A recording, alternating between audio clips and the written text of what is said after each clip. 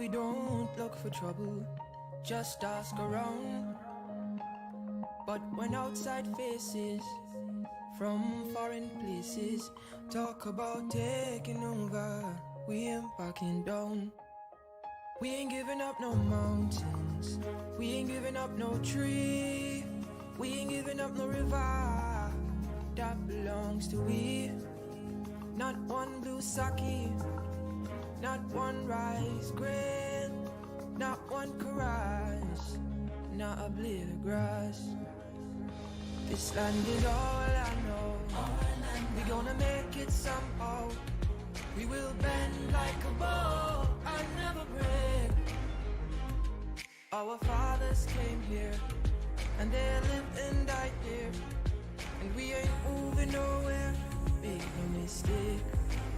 Cause we ain't giving up no mountain, we ain't giving up no tree, we ain't giving up no river that belongs to we.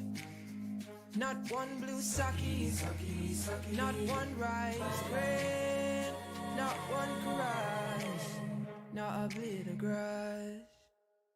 We love the open country of the Rupununi and the Essequibo. Time or night, though we may criticize it, this is our home, we love it, and we need to keep it. We have that right, so we ain't giving up no mountain, we ain't giving up no tree, we ain't giving up no river that belongs to we. Not one blue sake, not one. The committee is desirous of factual information that can be supported with evidence. If you are not in a position when the questions are posed, and you require time, then time will be provided. We do not need you to respond in a manner in which the information is not accurate. We don't want you to give an expressed opinion. If you can't answer the question, then we will accept that position. And more so, if you need time, time will be afforded you. With that said, members, we have before us region number 2. We have 3 paragraphs, and I put all the paragraphs for 2017 and 2018 for consideration. The floor is open to all members. 745 and 749 for 2017, and 868 for 2018. Floor is open to all members.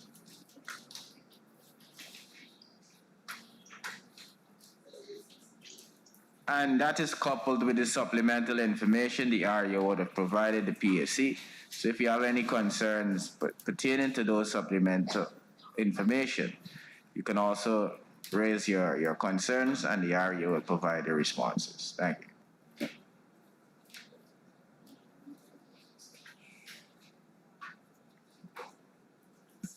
Let me remind all members and the visiting agency that the Public Accounts Committee is live for the public's viewing, public's consumption.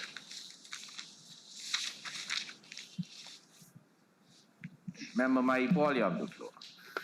Thank you, Comrade Chairman. And I'm not sure, sir, if I'm going on, if it's right for me to ask if you can ask the REO to introduce her team, because I am noticing some faces that are different from the last time. Yes, that can be accommodated again. REO, can you introduce your delegation? Good morning, everyone. Through the chair, we have Susanna Sewak, who is the REO, Portia Jacobs, EPMA, Ms. Joanne CDL, Chief Accountant, Ranjeev Singh, the RHO, K1 Suchit, the Regional Engineer, Shandel Hercules, the REDO Acting, Dinesh Mohan, SSOW, Lachman Singh, the Regional Engineer for Region number 8, and Ms. Nandrani Kunja, the former Chairman of the Works Committee. And also our PS for local government is on her way. She indicated same. And we have the auditor for the said ministry, who is Miss Fran, sorry.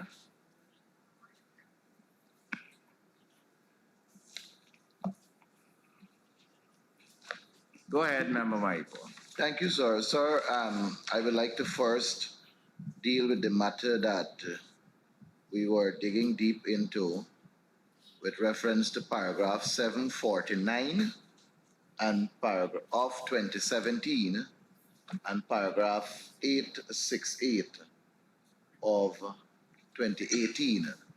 And I am aware that there were some information that we asked for pertaining to these bank accounts, and if there is any law or rule that permits the region to have these accounts with monies inside and not depositing it into the consolidated fund. I also remember, sir, that the accountant general endeavored to assist us with some information. So can I ask that the accountant general say to us if there has been any development before we move into further questioning on the paragraph? Certainly. AG? To the chair, that's regarding the bank accounts. Yes, the three bank accounts. The three bank accounts, from the information that we have garnered, is that those accounts were opened on the GNCB, which is Guyana National Cooperative Bank, decades ago. And so they were transferred over to the then NBIC, which was further sold out to Republic Bank. Unfortunately, the bank have not been able to research the purposes of those accounts based on the records that were transferred from GNCB. That's where we are at the moment. Thank you, AG, through the chair. But these accounts are active accounts. Yes, they are. They are active accounts with finances in.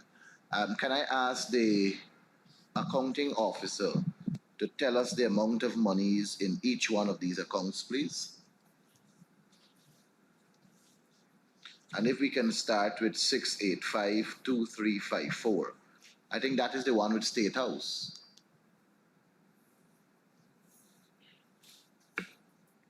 Through the chair, in responding, for the total economic affairs, we have 4.508726. No, sorry, through chair. Can you specify in terms of the number, because I hear you're saying economic affairs. That one, which one of the account is that one related to? So the economic affairs has 10 different accounts on the same, right? 10 different account numbers? 10 sub-accounts. 10 sub-accounts, okay. Yes. If I can give you a few examples, we have MASH, rental of Unifloat, water users, GGMC, rental of stage, rental of sewage truck, and sale of tender, and so on. So the total I just gave you, which is 4,508,726, that made up of all of those sub-accounts. So that particular account name is the economic affairs. But which account number? Or you're saying 10 different account numbers you have? The sub-accounts that I just listed is being used under that one specific account. Economic affairs. Yes, and that account and number. In the bank, what number is that associated with? Okay, 958-456-852-354. No, you're losing me, Ario. The issue here has to do with three special project accounts. And the three special project accounts that we're talking about are account number 6852354, account number 6852339, and account number 5900477. Those are the three accounts we are dealing with here. And these accounts are held at Republic Bank Limited for economic affairs, which is categorized as reserved fund, economic project, which is categorized as State House, and Westbury. based on the writing of the Auditor General, I am of the opinion, and perhaps the Auditor General can guide me better, that economic affairs is related to 685 2354. State House is associated with 685 2339, and Westbury is associated with 590 0477. Now, you are saying to us a different account number there for economic affairs. And you're saying to us that in economic affairs, you have 10 subheads that you garner resources from. But when you garner these resources, when you rent your stage, or you do your MASH activity, or you do your Essequibo night or what's not, all the sums that you gather, they are deposited into an account number. So when you go to the bank, I like to deposit $10 million. I'm just calling a figure here. $10 million to this account number. Which account number is that which deals with economic affairs? Through the chair, the very first number that I would have given to you, that is the economic affairs. But what you Call are back the number for me, please. what you're calling out is just the very last few digits. But what I'm giving you is the entire number. Oh, okay. Well, call it back for me, please. 95845 95845 6852 354. My ball is in the supplemental information she sent. I honestly didn't get a chance to look at the supplemental information. Yeah, it's the tables, they're listed with the accounts and they break down for each account. So the next one is the economic project. I guess that is the one with 6852339. Correct. And Westbury is 5900477.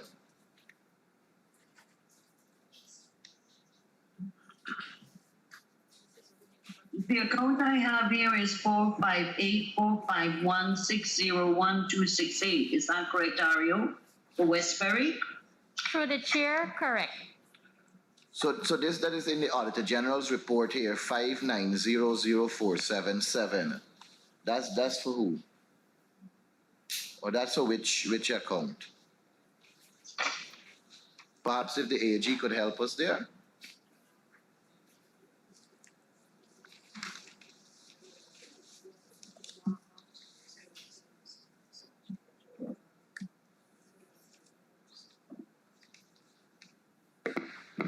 Through the chair, same Westbury. That's the information we have garnered from the audit.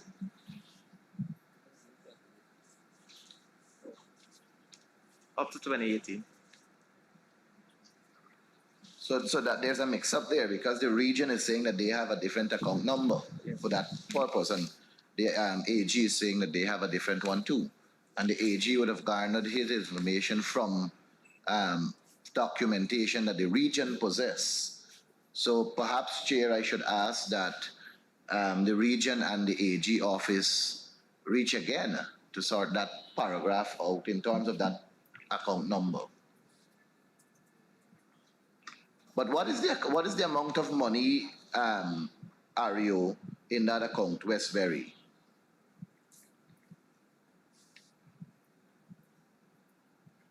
Through the chair, 1,473,559. Remember, my Paul, those information are in the supplemental information. Yeah, but then the supplemental information also told us here that the economic affairs account has $7,777,068, and the REO said just now that the economic affairs has $4,508,726. So I heard the REO, unless I heard differently. That's what you said, Ario?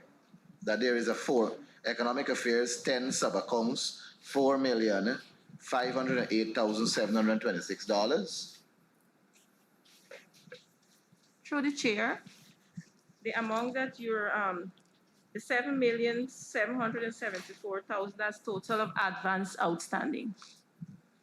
And the balance in the account is the $4 million. So that's the amount outstanding. Yes. But then the same account we spoke about just now, Westbury, where you said that 1,473,560 is in the account, that is under column here as amount outstanding also. The chair, Yes, from what I'm reading here, I think what she stated here is economic affairs account, not the Westbury. The one with 7,700,000 for the advances, is that? Yes, economic affairs. Right, and you were saying what's the balance, current balance? Current balance is $4,508,726. Okay, thanks. But that's not listed anywhere here in the supplemental information, right? It's on page 2, Member Naipo.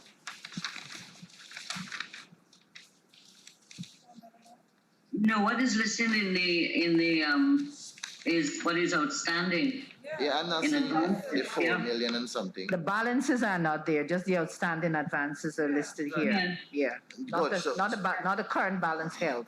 Good. So I'm saying that I asked just now about the Westbury amount of money in the Westbury account, and you said $1,473,560, correct? The amount in the account, Yes. you're asking, yeah, the amount in the account is 1,473,559. 59. 509? 559. 559. Yeah. Well, but what, good. So what I'm saying, Chairman, is that the document we have now, the additional information, that figure that you have just called there is listed as amount outstanding in the supplemental information. So I'm doing a comparison. Amount outstanding in the economic affairs account is $7,777,068. But the account of itself has an amount of $4,508,726. Economic project accounts amount outstanding $9,384,265. There is a balance in the account right now, an existing amount. What is that amount? 2,406,663. 2,406,663. 663. Yeah. And in the education account, which is Westbury, they have 1,473,559 existing in the account. And Yes. are you saying that they also have that amount outstanding? There's a slight difference where we have 560 at the end of the advance outstanding. Okay, so they are outstanding, and the balance is not reflective here. Now, secondly, sir, I understand that we were asking the last time as to why are these sums not deposited into the consolidated fund, and can we have a reason as to why they're not deposited in the consolidated fund? And can you also provide us who are the signatories to all of these accounts, including the sub-accounts? So, Chair, if I Go ahead. if I may, as promised at a previous meeting, I did some research, and based on my preliminary reading, there's nothing in law that prohibits the agency from holding that money outside of the consolidated fund. I was pointed to Article 7 of the Constitution, which stated that these regional bodies may mobilize funds for the various development activities within their regions, right?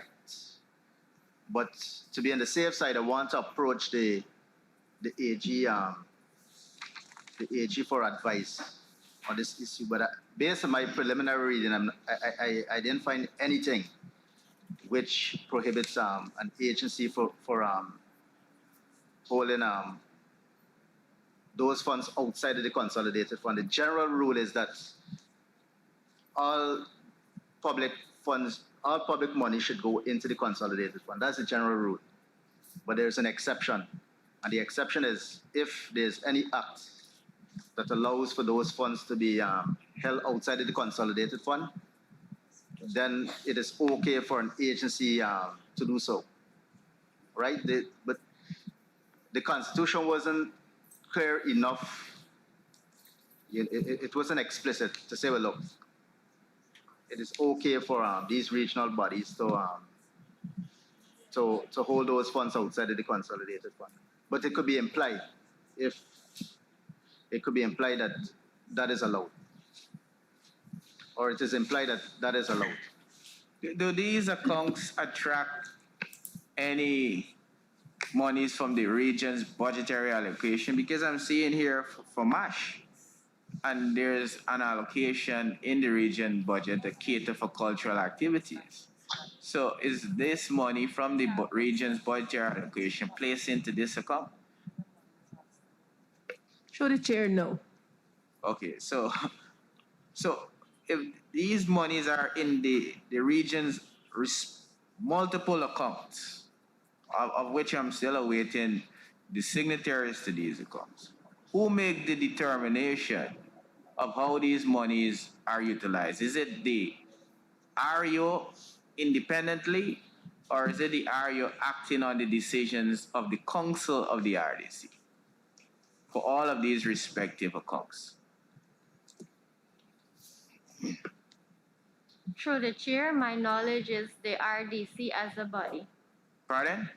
The RDC as a body makes the decision for the funds to be utilized for the reasons that may uproot. So the councillors make those decisions and you execute it?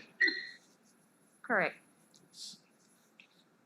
Chair, if I may. Go ahead. I'm a little baffled at the guidance provided by our Lord Finance Secretary. And perhaps I will need some more documented evidence to support that these regions can hold accounts outside of the budgetary allocation to conduct activities in their region. Now, as you rightfully pointed out, sir, for MASH, for example, there is a budgeted sum that is allocated to the region for these activities. And I am seeing here that there are some of these, the name of the account, some of them are inactive, but they have some large sums of money outstanding. So perhaps we need to understand how is it that they're going to collect these monies. But my biggest concern, sir, has to do with the monies being collected by a body that is not private.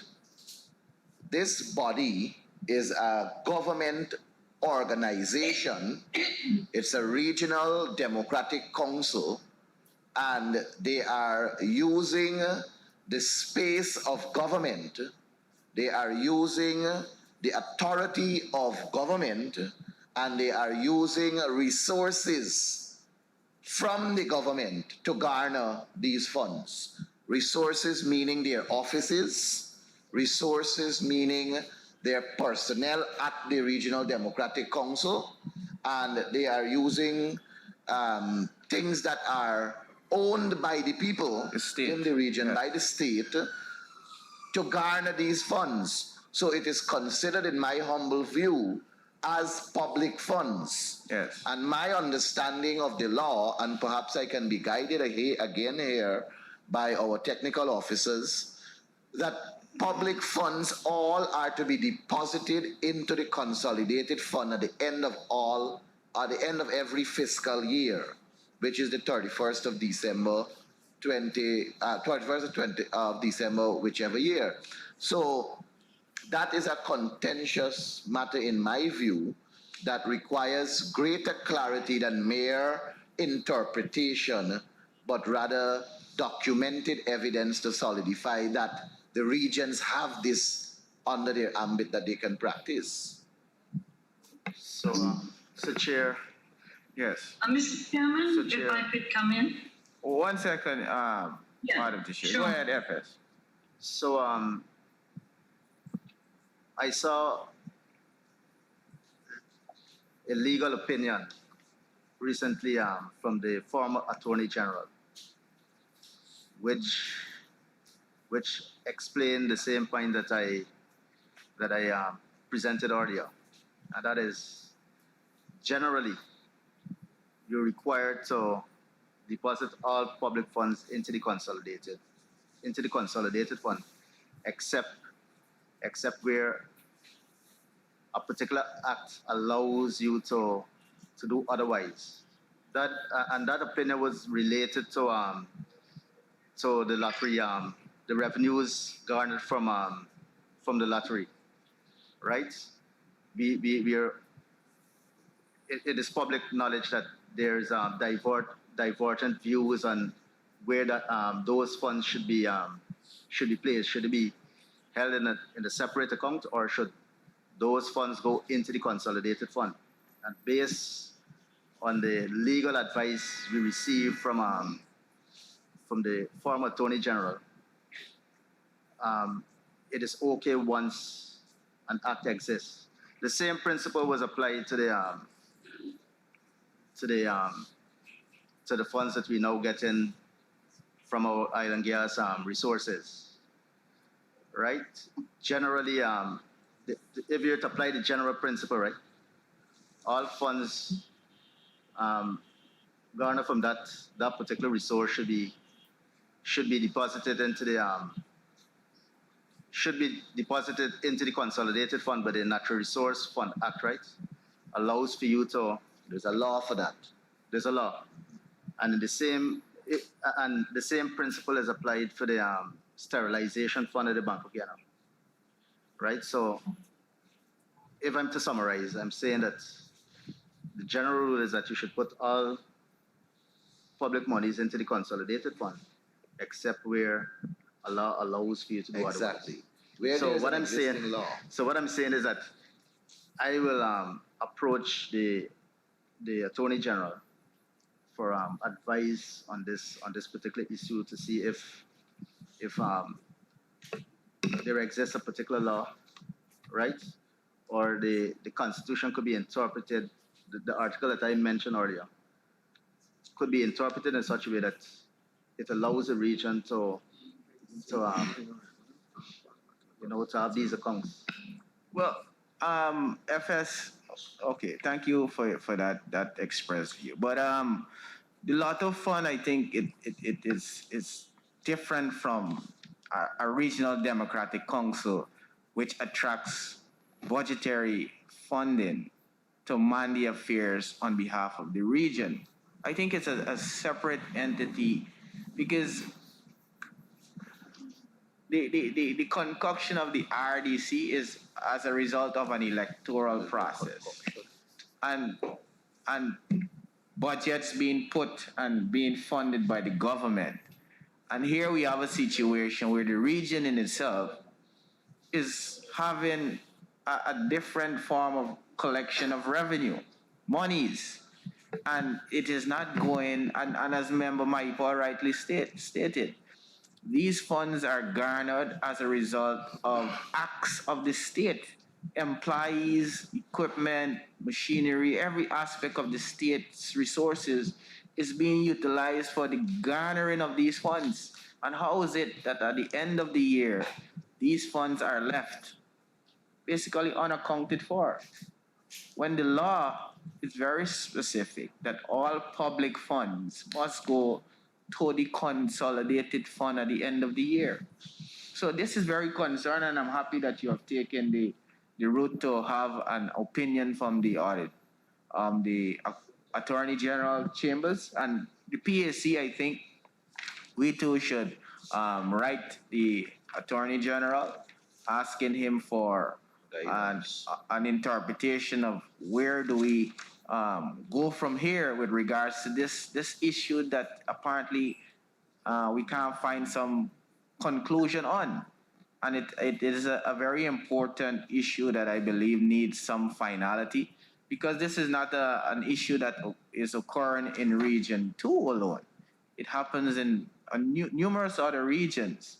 And if monies is out there and it is not going into the consult fund, then apparently there's no guiding law with regards to how is this possible. We definitely need the Attorney General Chambers to come into play here and give us some understanding where we can have a conclusion on this matter. So with that said, I give the floor to Madam Just Chair. one correction, Chair. Yeah, Is can it I- 17, right? Is Article 77 of the Constitution. Yes. Just wanted. Oh yeah, I was coming to that because I was reading it here. Yes. Go ahead, Madam Chair. Yeah, thank you, Mr. Chairman. Article 76 says Parliament may provide for regional democratic councils to raise their own revenues and to dispose of them for the benefit and welfare of their areas. So that's 76. 77 talks about the government allocating funds to each region to enable it to implement its development program. But 76, why I'm raising 76 is I'm trying to remember if there's a piece of legislation that actually provides for that in law. I'm not conversant with that. However, I want to say this, that I'm aware that in most regions, they have projects where they make money. They raise funds.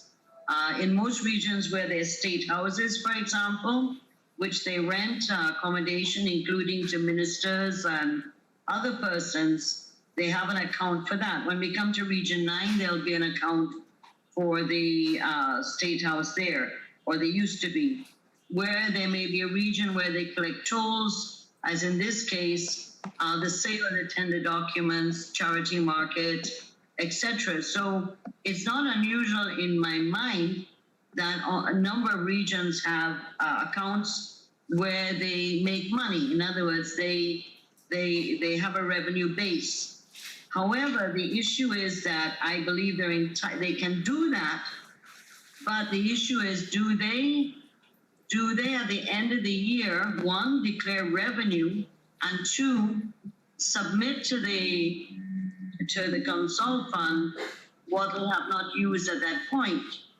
My understanding is that these accounts should be treated as revenue for the region and should be declared as revenue in their budget documents. What revenue they make from various interventions. Like the MASH one, they may have fundraising activities that charge people to come into an event, $100 or whatever. And they may treat that as one where they have made revenue and put that into the account. The issue is, we can deal with clarify on the issue of whether revenue goes into the consult fund or not. My concern is that the issue of accountability of what is being raised by revenue. The issue of rental for rice land, the sale of tenders, charity market, etc., rentals and water users. So I think the regions are in order to have these accounts. The issue is that, what do they do with it? The Constitution says that the Parliament may provide for them to be able to make revenue, to dispose of these funds for their benefit. However, the issue we have to check is, was there a piece of legislation that stated that? Now, as I said, I can't remember that, and therefore that's an issue that needs to be raised. But the more important concern is that, one, the accountability of these accounts.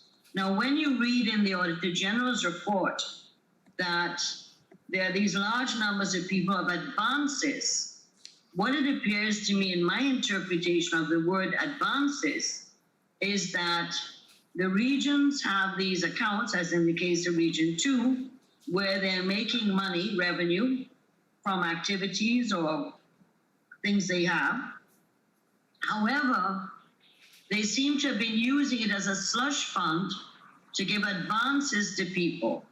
And in the recent briefing notes, it shows that there are a lot of people who owe money to it.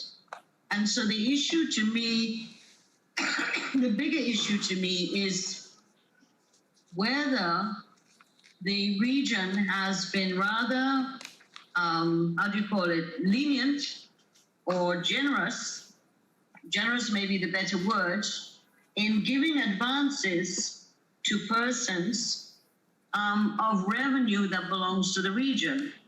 So that's one issue. The issue of was the region in order by giving 336 persons and more, this is what was left over, was still to respond on advances they received.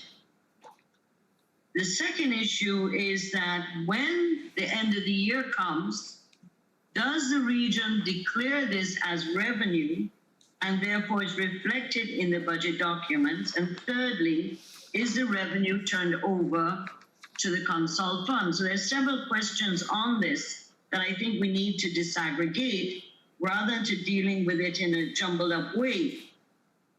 In terms of accountability, how could the region agree to give advances of which, as of 2018, 222 still have advances in one account, in another account 26 have advances, and in the last account, three persons still have more advances. It may have been useful for us, for the REO, to have brought a listing of who has advances for what. My concern is not so much that the region is generating revenue, because my understanding is that in most regions they have equipment that they may rent, or they may have a stage, or they have a state house, which they use to provide accommodation for people visiting the region. And they may use that money to maintain the facility, to buy gas, to cook food, or to make sure there's water and electricity. But the issue is that, so I don't have a problem necessarily with that, because I know it happens, and therefore it's been happening for a long time, for the last 30 years, as far as I know. My concern is that this money appears to become a slush fund. Somebody wants advances, they go and take it out of the slush, out of the accounts, which I think is not what the accounts were intended for. Secondly, that persons have been very, very delinquent in having taken advances, not reimbursing for the advances, and therefore those persons are liable for charges of some kind. And secondly, the issue of revenue. Whenever you look at the RDC budgets, my recall is, and I could be corrected, that it never shows that there's a revenue column in the revenue column, that there's revenue that the regions are making. And lastly, the interpretation in regards to, do they have to return the balances to the consult fund? But I think there are a number of issues we need to look at on this information provided by the REO. So we need interpretation not only of Article 76, but is there any law? There is probably under the pile of legislation covering local government and RDCs, there probably is one there. I haven't had a chance to check, but the issue is, for me, the more concerning issue is how these accounts are being used as a slush fund for advances that worry me more than at this point whether the money has gone into the consult fund. Obviously, if it needs to go into consult fund, it should. But my concern is how these accounts are being used by this region, and I assume in other regions too. When we come to the next region, we may find this of an interest as well. I don't want us to record that it is being used as a slush fund when, first of all, we don't know who received these funds and we don't know for what purpose, because slush fund has kind of track different connotations. And secondly, I agree that the region should be in a position to raise their own revenues. But my contention that I also share with the honorable member is how is it being accounted for? And we don't know. I mean, Region 2 has indicated have multiple accounts, and we are yet to be made aware of who are the signatories to these accounts. And secondly, over 200 persons receive money in this region from these respective accounts. Over What- 300, Mr. Chairman. Over 300. So my question is, Ario, were these decisions for these individuals who receive funds from these accounts, were they decisions made by the Ario or were they made by the council of the region? And do you have minutes of those meetings where those decisions were made for these individuals to be in receipt of these funds? Through the chair and respondent, no, I do not have document to say whether the REO at that time would have had a discussion at the RDC to say that monies can be used from these funds to offset whatever the advance nature is. I do not have same, and I want to be further knowledgeable on same before I go forward to give you any other answer, and I'm incorrect. When it comes to the signatory, we have a letter from Republic Bank of which the chief accountant will give to you. And there's also a list of the names of advances of the persons and the amount. That is all I can say on this particular topic. Can you because- not say to PSC who are the signatories to the account? Yes. And are there multiple signatories to all of the accounts, or is this just can we be informed?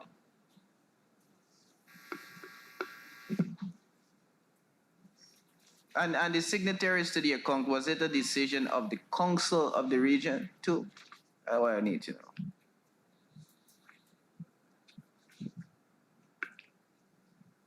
For the signatories economic fair, we have one by the name of Devanand Ramda, Portia Jacobs, Nandini Kayum, Up to now? Johan Sidial. Those are the signatories up to now? Currently, Please, could you repeat for the names?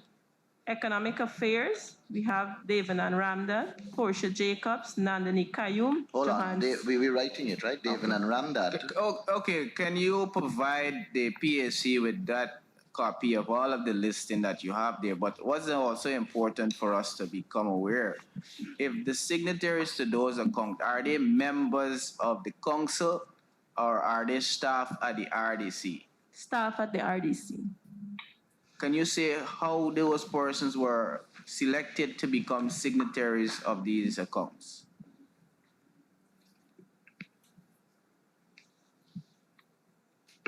Through the chair, I would need more information on same to be able to give you an answer, which I don't have at the moment. Under your stewardship, Ario, have you used any monies from these respective accounts? If I'm to be correct, we did assist some persons in need as they come in and they ask. I And how was can't the- recall the details at the No, moment. it's okay. How was that decision made? From the council? Or you are independently determined that you have the right to just give whoever come first? When it is brought to my attention, when persons come in, most times they It write. was brought to your attention by who? The council? Well, the persons that would write and ask for help, and then the discussion will be made with the head of the RDC, which is the regional chair. I didn't get that. What The you saying? decision is being made in consultation with the regional chair of the RDC. Oh, so you and the regional chair make the decision and not the council of itself? The council will be the informed chair through is- the regional chair. No, ma'am. So the individual writes you as the REO. Not all times, chair. Sometimes the regional chairman receive letters of outside residents or persons asking for assistance. So it is a slush fund. So I now understand why. So there's no record under your tenure with regards to the utilization of these funds and helping people, and we must help people in the region, of course. But the fact that it is a regional democratic council's account, then one should be of the view that it should be a decision of the RDC Council with regards to how these funds are dispersed to help people, not the regional chairman and the REO making those decisions. That should stop right away. So I trust that you would be guided in this regard and let the council be a part of the decision making with regards to how the funds garnered from the region are utilized to help the people of the region. Not you and the chairman on your own accord making in your own judgment say that this person should be given it or not. Let the elected official be a part of the decision making process of how these funds are dispersed. Remember my point? Chair, a number of things came up there that worries me. Now, I am aware, guided by Chapter 2809, that the chairman acts on behalf of the council in between council meetings. My concern is when you made these decisions, Ario, with your chairman, was it ratified at the level of the council? And if so, can you tender to this committee the minutes of those meetings to show that they were ratified at your council meeting? That's one.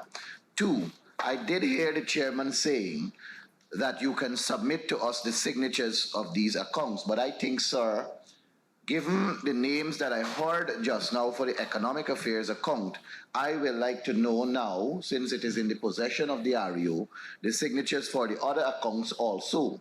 I want to ask, when did Devanand Ramdat become the signature for the Economic Affairs account? After his appointment in the region, when he was an REO. When he was an REO? Yes. And right now, is he still in the region as a staff at the RDC? No. But he is still a signature to the account.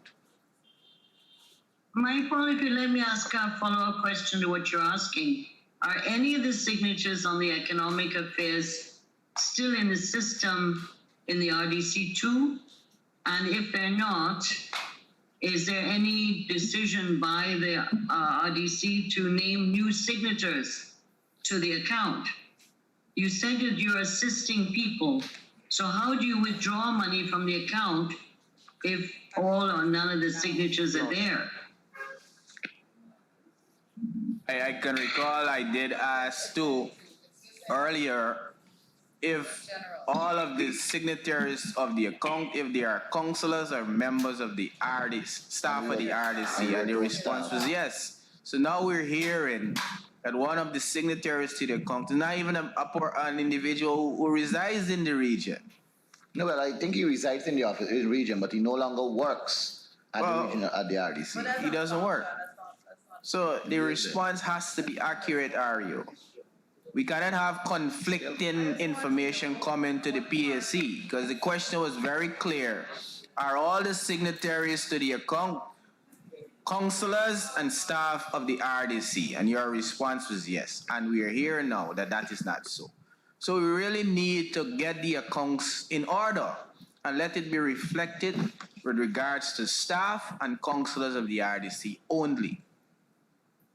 Remember my email? Yes, sir. I was continuing. I wanted the names of the signatures for the other accounts. Can we have a staff collect the paper, get it photocopied and circulate it to all members? And sir, I want to recommend that in light of the findings as it relates to paragraph 749 and paragraph 868 of the Auditor General's report, under the caption Economic Fund, Economic Projects, and recognizing that the issue as raised by Comrade Teixeira and myself and supported by other members of this committee, that this fund or these funds have had issues dating back since 1995.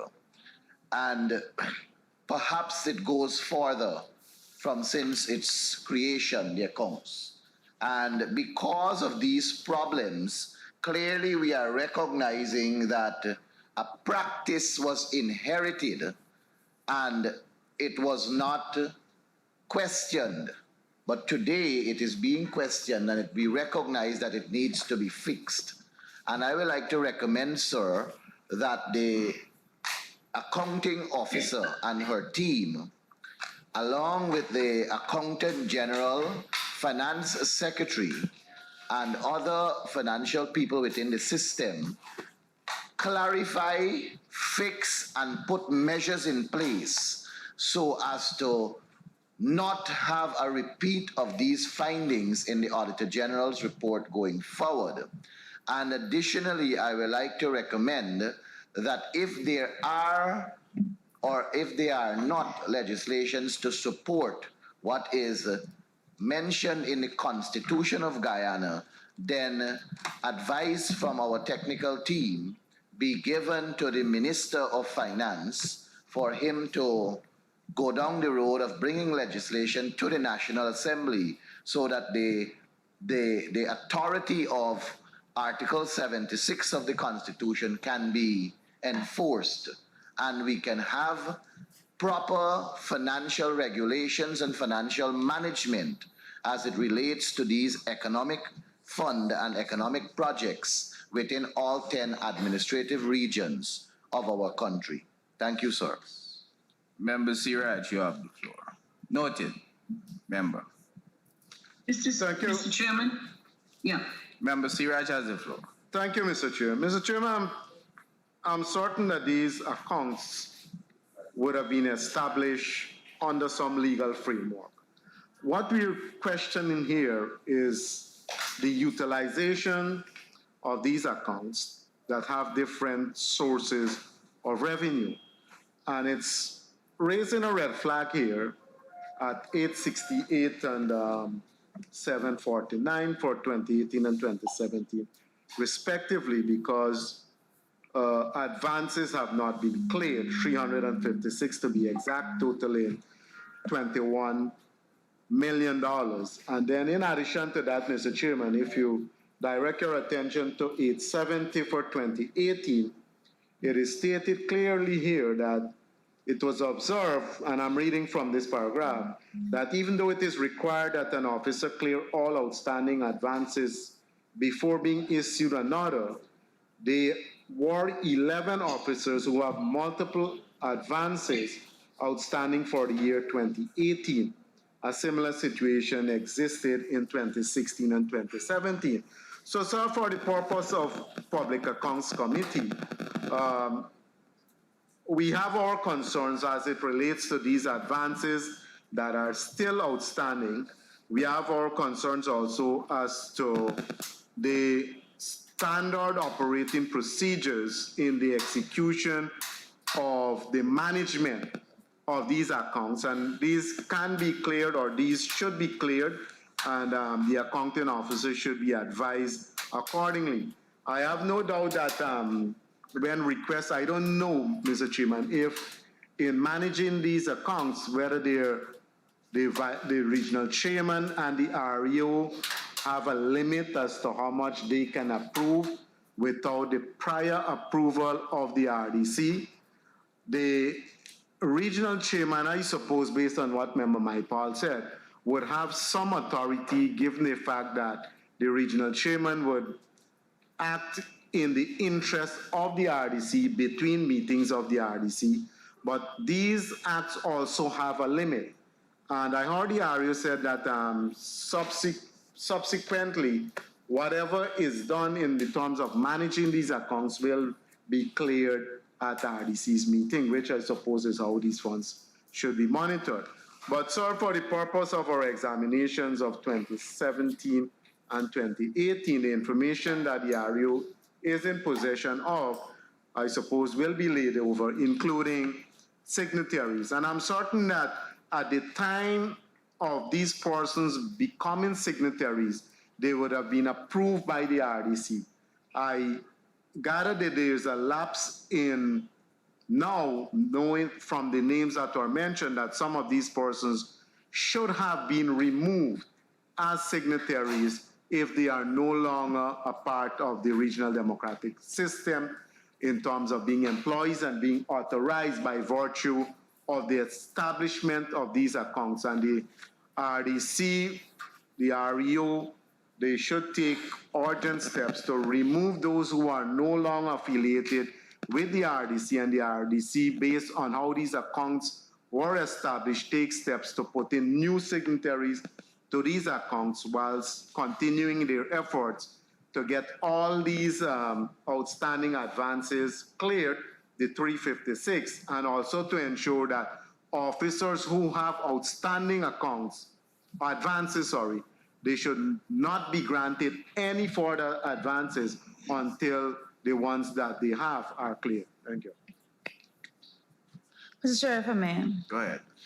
We have a number of observations coming out of this particular matter with this account, but more importantly and more interesting to me is the fact that I hear my colleagues on stating that the regional chairman may have some bit of authority between council meetings to perform specific functions and duties. However, sir, the fund was created for a stated purpose. The fund was created for a purpose. The purpose was laid out that this is why this fund was created. And in no way does anyone have the authority to change the purpose of the fund between any meeting whatsoever. The only decisions that can be made between those meetings, sir, is decisions aligned with the purpose that the fund was created for. So I have an issue with the fund being utilized at this point in time for something that has not been stated. No part of the discussion thus far that we have had said that the fund was created to be utilized for when persons are coming in and they're asking for donations or so forth. This is not a matter of morals. This is a matter of accounting principles. The fund is there. It was created for a specific purpose, and no one has the authority to change the purpose of the fund. Absolutely no one. The only permission or the only power that may be in between these council meetings is a decision that is in line with the purpose the fund was created for. And I don't want anyone to go away with the idea that the REO and the regional chairman could sit between meetings and decide that, oh, the fund was created for this, but we're going to make a decision contrary to what the fund was created for. That is not acceptable, and I cannot see any legal mechanism that provides for such decisions to be made. I do not want anyone from the administration to leave here today believing that that is okay, because it is not. Unless a decision was taken for the fund to be utilized for a different purpose, it cannot be utilized for a different purpose. So let us be very, very clear with that. This is an accounting issue. No one has the authority to change what the fund was created for between two people, especially, sir. We are playing dangerously at the level of the administration when that is allowed to be done. Let no one confuse you in these matters. You have to always go back. What is the actual purpose of this? Can I go now, Mr. Chairman? Yes, you have the floor, member. Yeah, thank you, Mr. Chairman.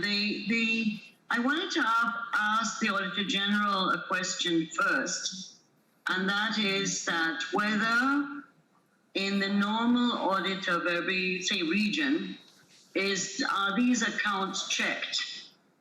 Because I can't remember at this point whether we have encountered this issue in any other region, although I know that other regions have similar economic or revenue generating accounts or revenue holding accounts. So that, was this a normal for Auditor General? Have you checked all these accounts in each region, or was it that Region 2, in terms of the advances, was more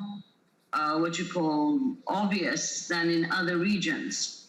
Because I know in some of the regions, particularly interior regions, that these funds are sometimes used if people come out from interior villages, they're sick, they need help at the hospital or to get tests done, or that they have to travel back in the interior and they don't have money, that in some cases, these funds are used by the region. I'm not questioning what Ms. Fernandez is saying. I'm just saying that this is what I know in some interior regions, this has been used, including even at the municipal level, where revenue generation, which municipalities are allowed to do, are also used for other purposes. So can the Auditor General answer that issue? And secondly, in terms of the briefing notes we got, I see in relation to 868, 869, 890, that the notes say that in the absence of a response by the end of October, these names were made public with the corresponding amount outstanding. Could you remind me if this was done by the region? Did they publish the list of outstanding people? October, I believe, is 2017 or 2018.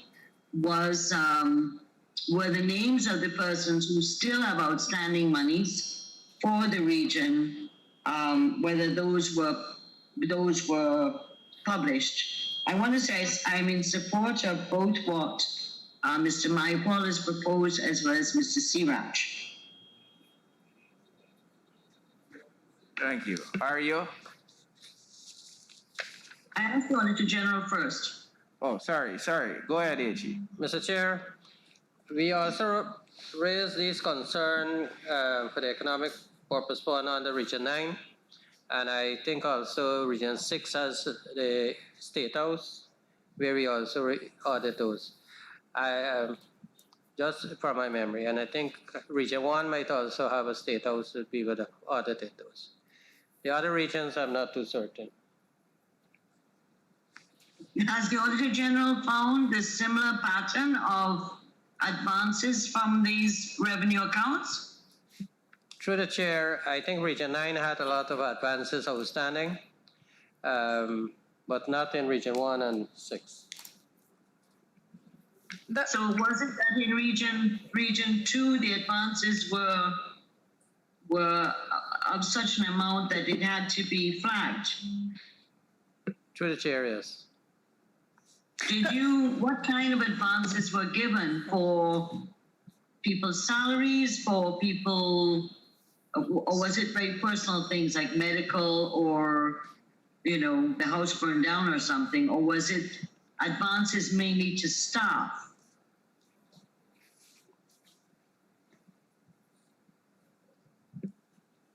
Through the chair, according to the list, it varies. It's traveling to Georgetown, purchase of meals, Traveling to Georgetown for what? Wait to meet until I get there. the Ministry of Culture. Well, Wait. it's catered You for wait. the budget for that. Exactly. Let me go back to this. No, I'm Allow still me to on the go floor, back if to you don't mind.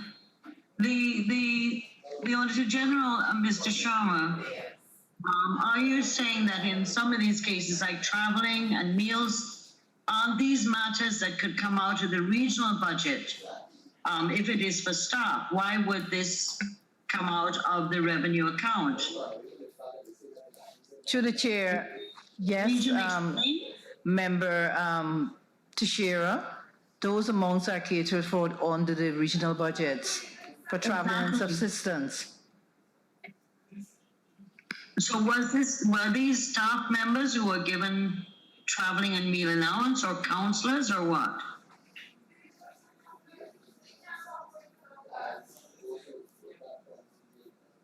But there's no law. Sir, I have to have a follow-up, if I may. I'm waiting for ahead. my second question to be answered, Jarita. Can we just... Mr. Shears has a second question. When she's done, I have to have a question. Go, Ario, the second question was for you. Through the chair, the advance are given to staff members. It was given to staff members? Yeah. That's unacceptable. Chairman, if I may, with your permission, sir, I don't You will, want... with my permission, after Ms. Finance. Oh, sorry. Relax yourself, Ganesh. Sir, at this point in time, one thing is clear. This fund, whichever region it is in, I see a query that is here in the 2018 report, also in Region 6 here. Sir, one thing is clear is that this fund is not being utilized for the stated purpose that it should be utilized for. And I want to ask at this point in time, because it cannot be accepted at this level that a fund is there within a region that persons are utilizing that they themselves are not in possession of the guidelines how it should be utilized and for what reason and purpose it should be utilized for. So, sir, I am requesting through you, sir, at the level of the PAC, that the PAC be in receipt of documentation that states the purpose of this fund and how and when it should be utilized. Noted, member. I'm looking at the signatories to the accounts of the region. This region 6. And I'm wondering, as the accounting officer of the region, why isn't this an accepted position? Because it is the area who accounts for the stewardship of the entire allocation of the region. She is the accounting officer. So in my view, for all of these accounts, the accounting officer should be there. So she or he, whoever the individual is, can, when they come to Public Accounts Committee, account for these disbursement of funds. So my question to the RO, one, has there been any change to the accounts under your tenure? Through the chair, no. No. But don't you believe it would be prudent for such to happen? Because it has been revealed that one of the member who is a signatory to the account isn't a member of the RDC, nor are they a staff at the Regional Democratic Council. So therefore, there's need for a change in the accounts. Through the chair, correct. I apologize for that, and I will have it corrected. Not only that, we are of the view that you should also be one of the principal signatories to the account as the accounting officer for the region. Noted. Member Michael? Could I ask if the region publicized the names of the persons who are outstanding with outstanding amounts for 2017 and 2018, or even before that? Through the chair responding, I am not certain or conform on those particular years if it would have been published, but what I know what we are doing is we are writing the person and asking them to come in to settle these outstanding advances. So you have a list of all of the persons who receive these funds, receive allocation from these accounts. And what we would like you to do is provide the Public Accounts Committee with all of the names of those individuals, and more so what was the request that the fund that was given to those individuals were to satisfy. So we'd have an understanding, one, if this is actually, the funds are actually being utilized for its intended purpose. Because what was also revealed for Region 9 is that some of the funds are being used for travels, of which the budget caters for. So all of this has to be corrected. Member Maipol, you have the floor. Sir, I know I asked earlier for the signatures to the account. And if I can ask the REO, is Portia Jacobs a staff at the RDC, at the regional administration? Through the chair, Ms. Portia is our EPMA and she's present right here. Okay, is Nandrani Kayum a part of the RDC? As in a staff? Through the chair, I'm being advised, yes. What's her position? Assistant accountant. Johan Sidayal. She is presently the acting chief accountant sitting right near me. Devanan, well, we established Devanan Ramdat already. Look at the third account there now. Harry E. Prasad.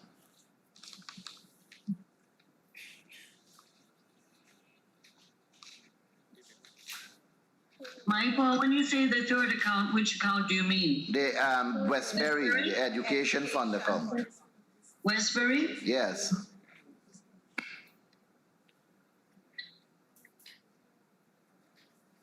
Remember, those of us online we don't receive the documents that have been circulated. Well, there are 3 signatures there. Harry E. Passad is the first, and I'm asking if he's a staff at the regional administration. Through the chair, no. Yvette Floy, No.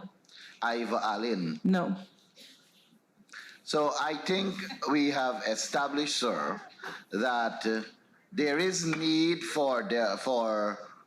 which was pointed out earlier, that there is need for us to fix these accounts. There are monies in it. I see that some are dormant. I see some are inactive. And I see all of that. But there is need for us to fix what we have unearthed here between the regional administration and the Ministry of Finance through our advisors. And let's fix this problem because it's a big one, it's a sore one, and it exists in all 10 regions. Region 3 has economic venture activity too, the market, Perica market, Hydroni market, and so on. Region 4 has, Region 5 has, all the regions, they have economic ventures. So let's fix the problem, and perhaps we can be guided by the Finance Secretary and Accountant General on the progress that they have made as we continue with our PAC with reference to fixing this problem as we go forward. But it's a problem, and I want to reiterate this because I've noticed in the past that the media would carry articles associating it to the government, to the immediate past government, trying to create this perception as though these are problems that exist only between 2015 to 2020. So allow me, sir, the privilege of notifying the public that this particular issue, like many other issues that we have found at the level of PAC through the examination of these reports, existed since 1990 somebody coming up. So it speaks to these accounting officers, and clearly this one that we have before us, inheriting a practice that was never questioned, that was never pointed out, and that was never fixed. And it is good to know that my friends on the opposite side and us here from the opposition have recognized that there is need to fix a broken system. And together we are going to work towards fixing the system. And it is not about who was in government for the last 5 years or who's in government now. These are inherited financial issues that exist at the level of the administration, and we will work to fix it. Thank you, sir. Mr. Chairman? Go ahead, member. Yeah, thank you. Other than Mr. Mayapol using the occasion to have a political spiel and to take off on an issue we weren't even discussing in the PAC, which is totally irrelevant, is the issue of, question I should have asked earlier.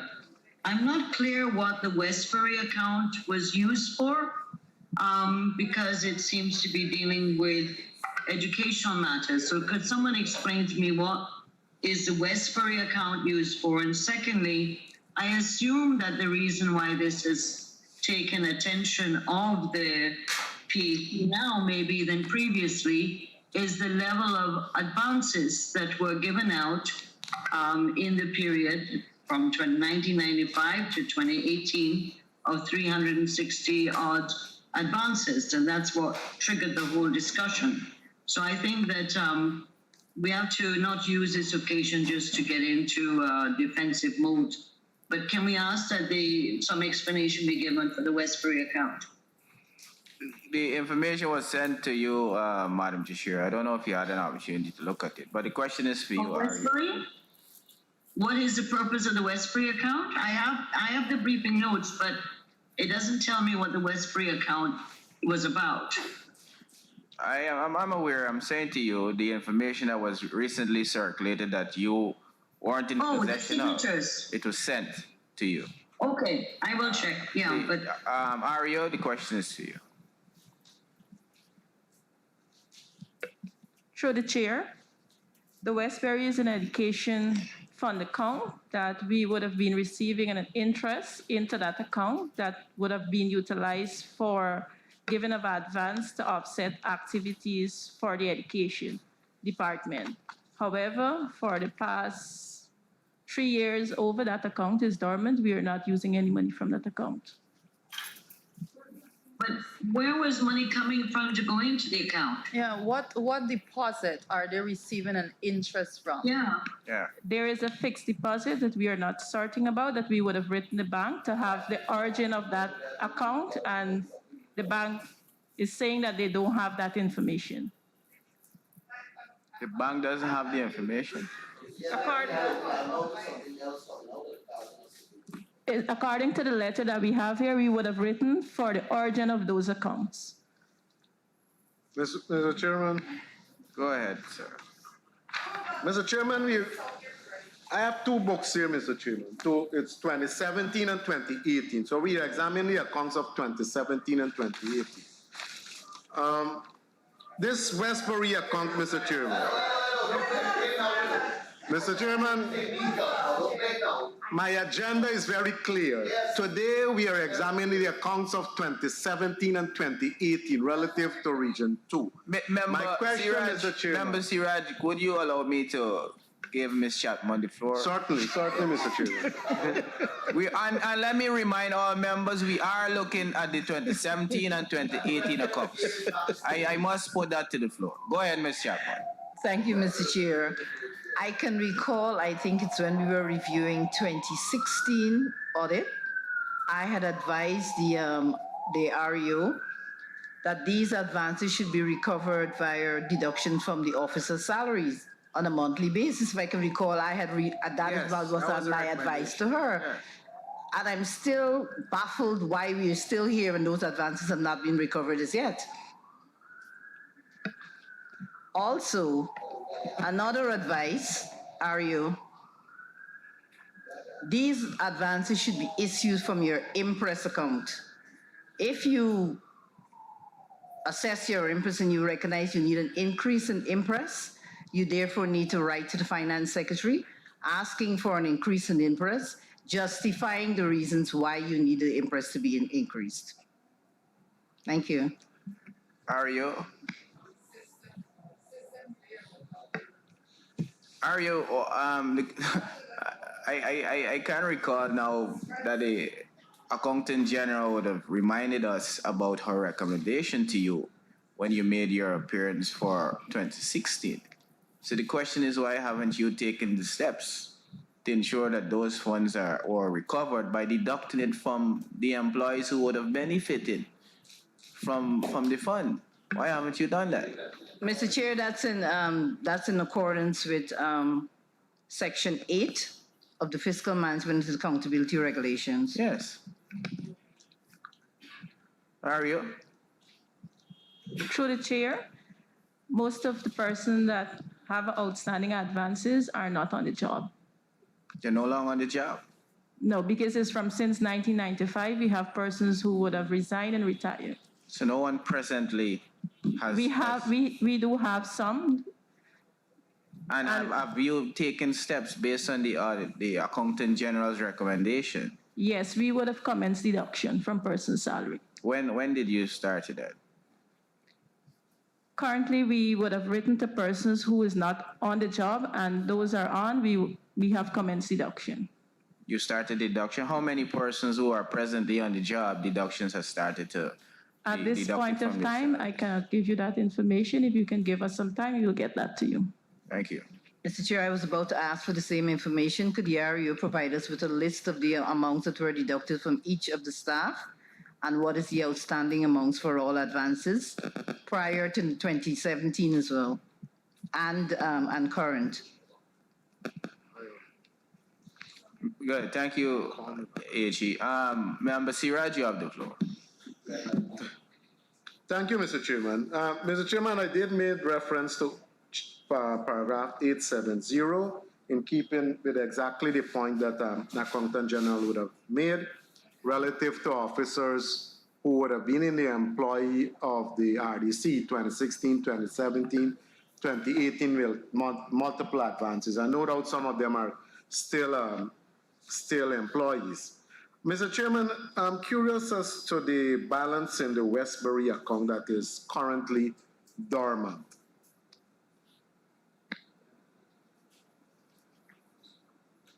What is your curiosity? The balance, Mr. Chairman. Okay. If the question wasn't clear, I would like to know what's the balance in the Westbury account.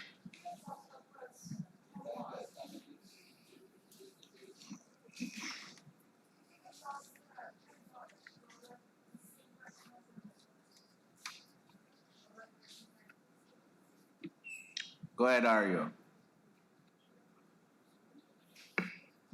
Through the chair, the balance is 1,473,559.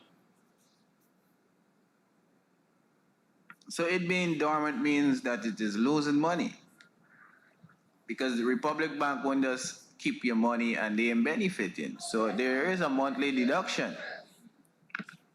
Isn't that so? Yes, they do take deductions.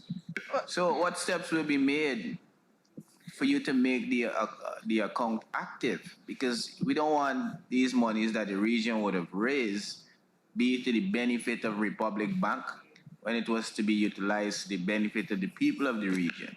So it has to become active. So what steps will you make? Chair, if I can say, I will seek advice from AG and FS going forward. And the fact is, I'm still trying to get knowledge on the origin of these accounts and the purpose, as you would have asked earlier. Well, I don't think you can get the origin anymore because the custodian of the funds is Republic Bank and they don't have any information in regards to the origin. But I will see how much your efforts can derive. But we need you as the accounting officer soon as possible to become the signatories to all of these accounts so that you can account for the funds raised on behalf of the RDC. Mr. Chair, Go ahead, H. I would like to recommend that Ministry of Finance will do some more research. We have a small team for GNCB still existent that are housed at the Ministry of Finance. Excellent. So we will probably ask them if they can do some research and get some information for Yes. the area. Thank you, AG.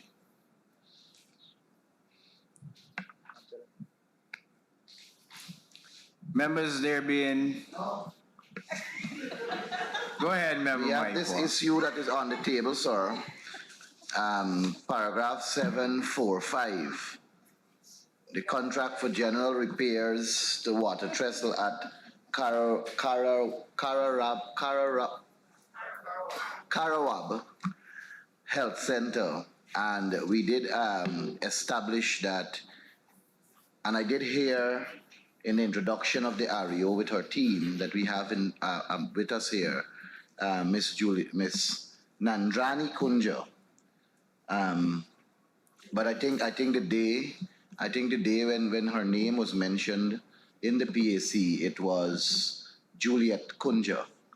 That was the name that was referenced, and the issue we had to do with the chairman of the chairman of the Works Committee, signing off on a project for the issuance of final payment, and in the audit of the Auditor General's office, there was a missing pump house that was not existing, but nonetheless, total payment and final payment for that project was endorsed by you for that project. And so I would like to ask if we can afford Ms. Kunja the opportunity to provide us with some guidance as it relates to how the Works Committee operated during that time with reference to examining projects and signing on the document for final payment to be made.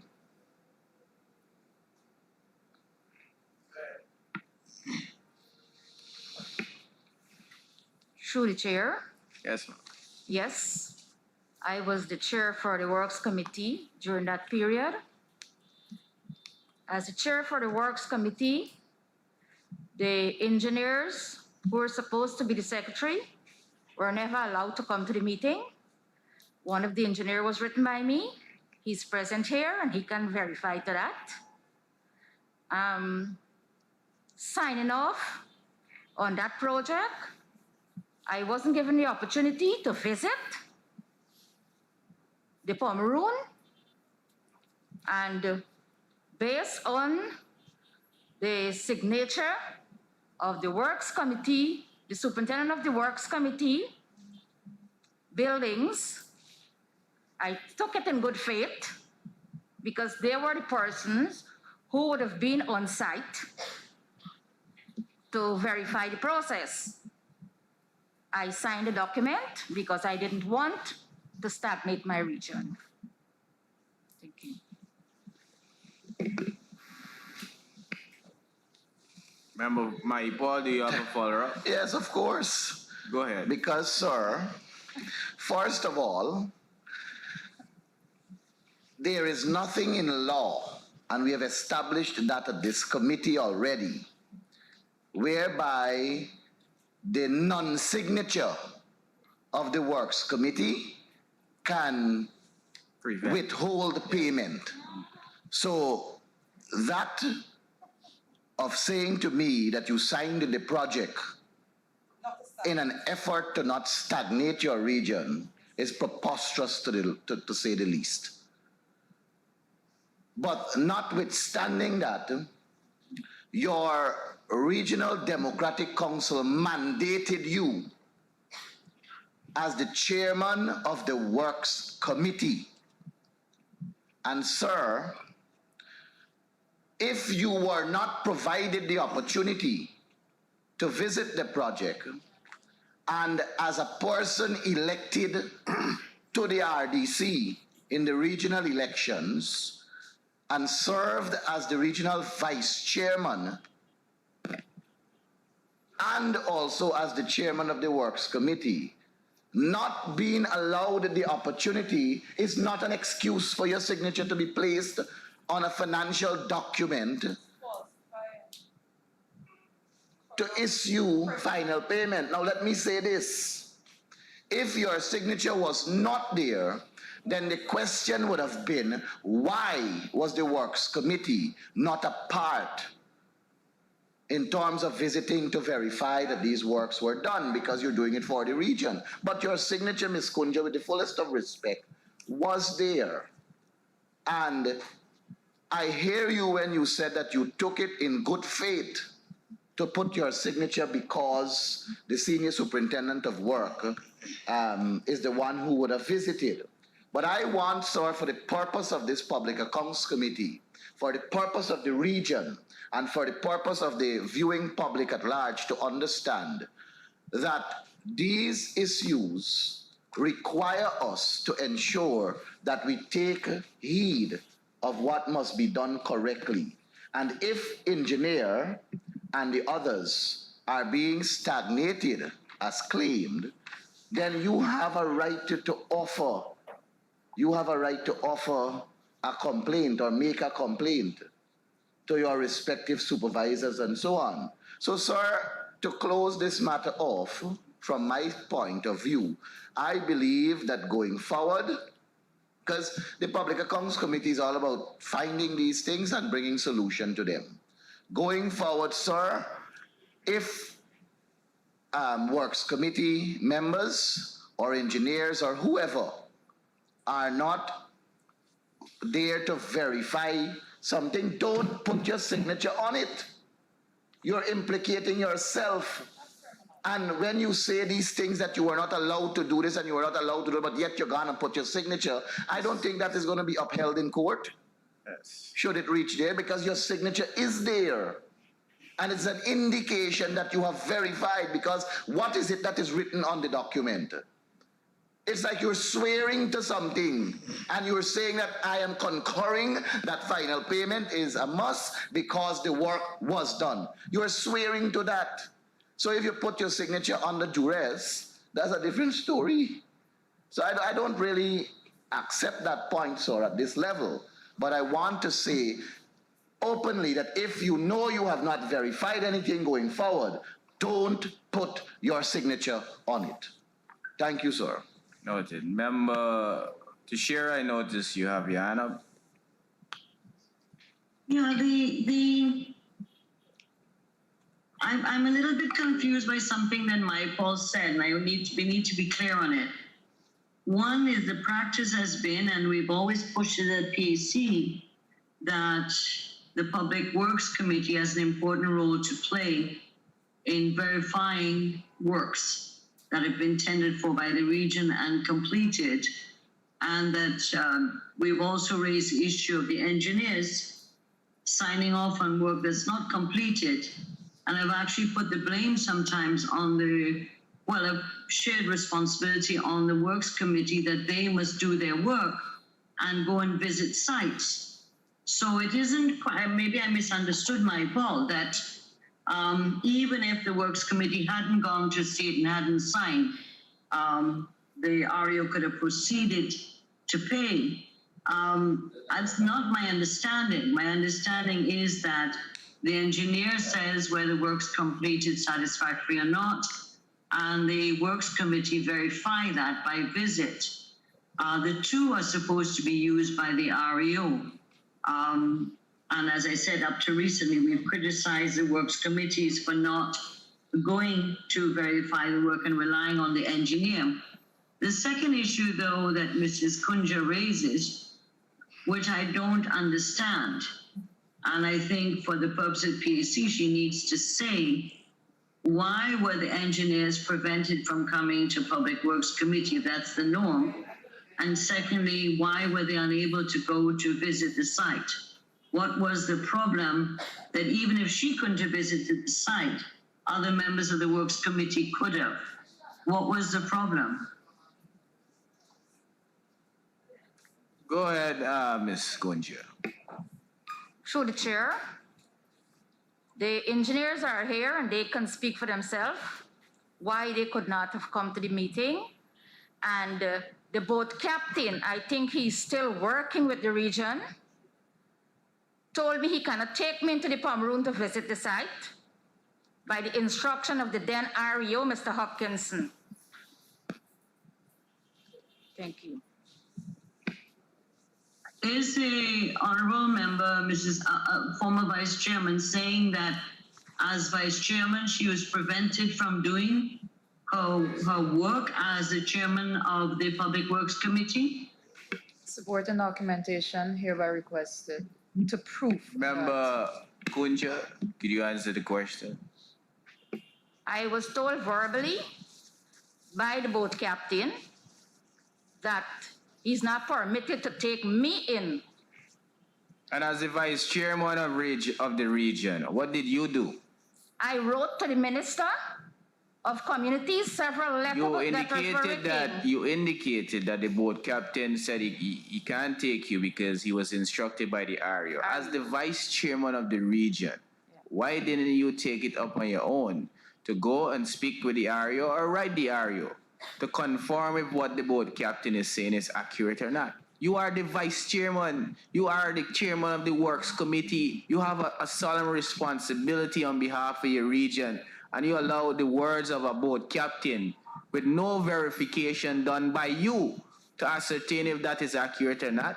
And you come here to PAC to say you didn't do it because on the word of the boat captain. Come on, you're the vice chairman of the region.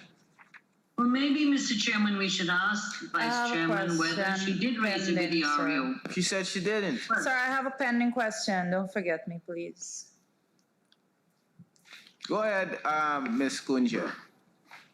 Through the chair, it was all of us. They said no other member from the opposition should be allowed You're to travel gonna get on what the they boat. say. Did you Yes. see that in writing, Madam, former Vice Chairman?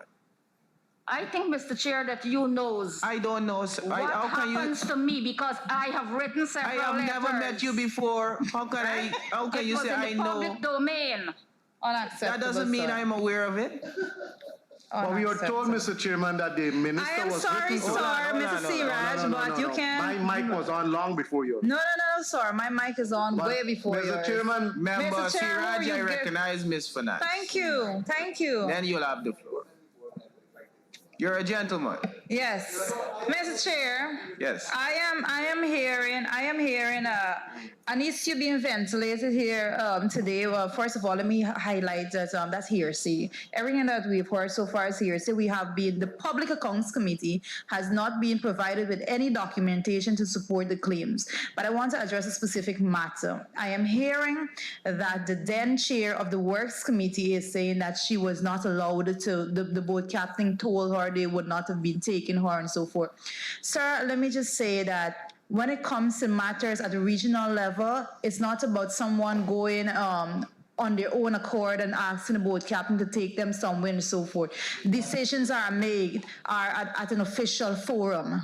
So I want to know, sir, if there is any evidence, any minutes at the level of the RDC that stated that the then chair of the Works Committee wanted to go somewhere and she was denied at that level, sir, to go. Because it's not about, and I want to make it clear, no one at any level can go outside the remit of the decisions made by the committee, the actual council to be exact, and to go asking and requesting to go at any point in time to specific place. That's just not the way it works. So I want to have a clear understanding on the process that unfolded to get to this, to get all these claims that are being made right now, because as it is right now, there is no evidence to substantiate what is being claimed right now. And sir, the persons that the accusations are being put against are not here to defend themselves. So let us start from that position. You cannot go outside. So if it is going to be said here that at the level of the RDC, request was made from the then chair of the Works Committee to visit that area, and at the level of the RDC, that person was not given permission rather, to go to those areas, then we can ask for the minutes of that meeting to actually corroborate the story altogether. Otherwise, to that, sir, this is not the place for persons to be making those statements without any information to substantiate. The question is for you, Madam Kunja. I don't deal with the REO. I deal specific with the minister, and several letters were written to the minister. Unacceptable. Absolutely unacceptable. Can the PAC be Chairman, this provided? is unacceptable too. Can the PAC This be? behavior is Madam unacceptable. Teixeira, by I'm on the Finance. floor. They're here trying to get to the bottom of the Ms. truth. Kunja, Doesn't have was to a intimidate copy- the witness. was- And that is what you're doing. Madam Teixeira, Intimidation, Mr. Chairman. Do not allow it. Member Teixeira, I'm on the floor. Madam Kunja, you have indicated you would have written the minister. Do you have documentation of those correspondence? Through the chair, no. My office was broken, right? And all my documents were destroyed, everything. So it was sent via hard copy or email? It was sent by a hard copy. These can be gotten from the Ministry of Communities, I'm Yes. sure. They Yes. must be in their records. Yes. We have the permanent secretary here. Can the PS provide us with the? Can you say if you are in receipt of that document, that correspondence from Ms. Kunja to the minister? Thank you, Mr. Chair. While I'm not the minister as yet, sir, You put in an application to the parliament. I believe my actions will determine that. But the office of the permanent secretary do not have any of that document. But I will continue in I'm looking right now for all the documents for PAC. And I will continue to look, and if I come across that, I will definitely send such to PAC. Yeah, to bring a close. I think we need to bring a close to the matter, sir. I don't know, but to bring a close on my part, this is my last comment on the matter, to say the least. To bring a close to my part, I just want to highlight the facts that have been presented on that particular issue of the then chair of the Works Committee not being able to visit areas, and that the boat captain, the allegation being made here that the boat captain refused to take the then chair of the Works Committee. I want to highlight at this point in time that my specific question was to whether or not the then chair of the Works Committee requested at the level of the RDC, which is the forum responsible for such matters, to go, and at the level of the RDC, whether or not that was not allowed. I was given a response, sir, and this is the facts that are being presented. I was given a response that said that the said individual does not deal with those persons, but deal directly with the minister. Those facts presented, sir, stated clearly that there was an issue with communication altogether, and that the specific and correct forum to be utilized, if that was the matter, that is the only thing can make sense at this point in time, because that's the only facts that have been presented to us right here. And I just want for everyone to note that you cannot go against and try to go around a fixed structure to get things done and then come and complain if the way in which you try to get it done, that is not the correct avenue, was not allowed. And that is all that I can see from there, and that's my closing statement on that matter. Thank you. Member Siraj, you have the floor. Thank you, Mr. Chairman. Mr. Chairman, the REOs are, as their title implies, executive officers. I know right across the river here, one chairman couldn't even get fuel for his vehicle because of the action of an REO. The REO is within his power to do that. So I have no doubt, Mr. Chairman, that instructions would have been given to staff of the region to carry out their duties. Mr. Chairman, ignorance of the law is not an excuse, but sometimes we act with our knowledge of the law, whether it's limited or not. And the vice chairman did say that she acted and put her signature on a document after that document would have carried the signature of a superintendent or an engineer. I can't recall exactly which.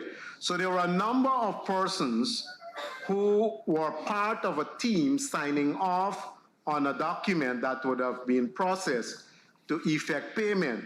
We are told that whether they sign or not, the payments would have gone ahead in order not to stymie the work of the region.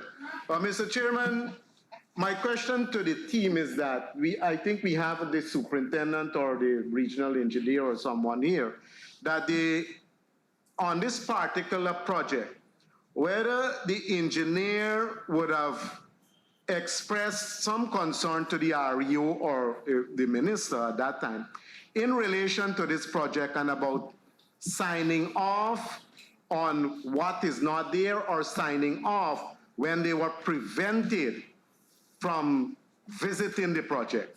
So my question, Mr. Chairman, is not to the vice chairman, but I'm not a member of the team who would have signed off, whether they took any action, because the vice chairman is an elected official. Members of staff might be more knowledgeable in terms of a proper paper trail of expressing concerns or putting things in the record in terms of having any concerns as it relates to the execution of their work. So I suspect the engineer at that time or senior person would have been, is here, I think, because I see some strange faces here. Thank you. Yes, Chair. Go ahead. Mr. Chair, at that time, the structure of the Works Department in the region was, in terms of monitoring and evaluation, was the Senior Superintendent of Works and the two regional engineers would either do measurements or prepare payments. In this particular case, the Senior Superintendent of Works, Mr. Mohan, who's present here, he did the measurements and returned to give his findings, where he indicated to both of us that the the works were yet to be completed.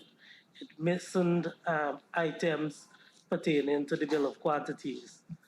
On that note, we would have communicated with the contractor that he needs to complete the work before we could execute payment. Subsequently, we were summoned to a meeting to the office of the RU, myself, RU, Regional Engineer Sochit, and SSOW Mohan, where the RU instructed us to prepare the final payment, and he will ensure that the contractor completes the work. So, Mr. Chairman, a follow-up. What's your designation, sir? At the time, Regional Engineer. So, are you having issued this instruction? Did you in any way express any reservation to the RU, whether at that forum or subsequently, about being given an instruction which basically is contrary to what your senior superintendent would have told you? Prior to this instruction, we would have been given instructions which were not in keeping with regulations.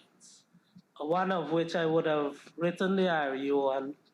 It's Were those instructions given to you in writing? No, sir. Man. So how can we substantiate what you're saying? Can I finish, please, Mr. Chair? Go ahead.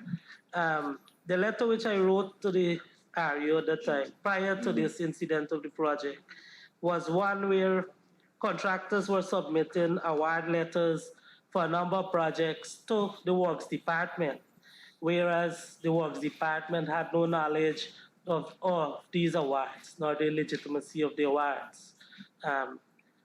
This was written to the RU, and the RU's response to it was we were sent letters directing, requesting that we show contractor specific site. That is sufficient for you to do your job, stop making excuses for your inefficiency, and stop wasting the RU's time. Do your work or be sanctioned. I have a copy here, Mr. Chairman, of the document. So bearing this prior to that incident, you would see why the instruction had to be carried, Mr. Chairman. So, Mr. Chairman, apparently someone has some document. Can we ask that a copy be circulated to members? Yes, can the staff collect that document and get it photocopied and circulate it to all members? Chairman, Thank thank you. Thought we'd have had an early lunch. The gentleman that spoke just now, can I ask how long has he been serving as engineer in region number 2, regional engineer?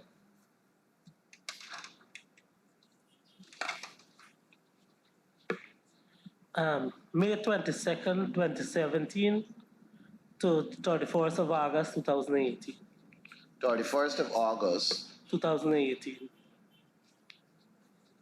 And where were you serving as engineer before that? Region number 8. Oh, so you returned to region 8? Yeah. How long have you been at region 8? 1st of September, 2013. 1st of September.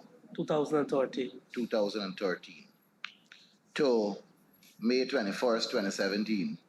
And then you went back to region 8.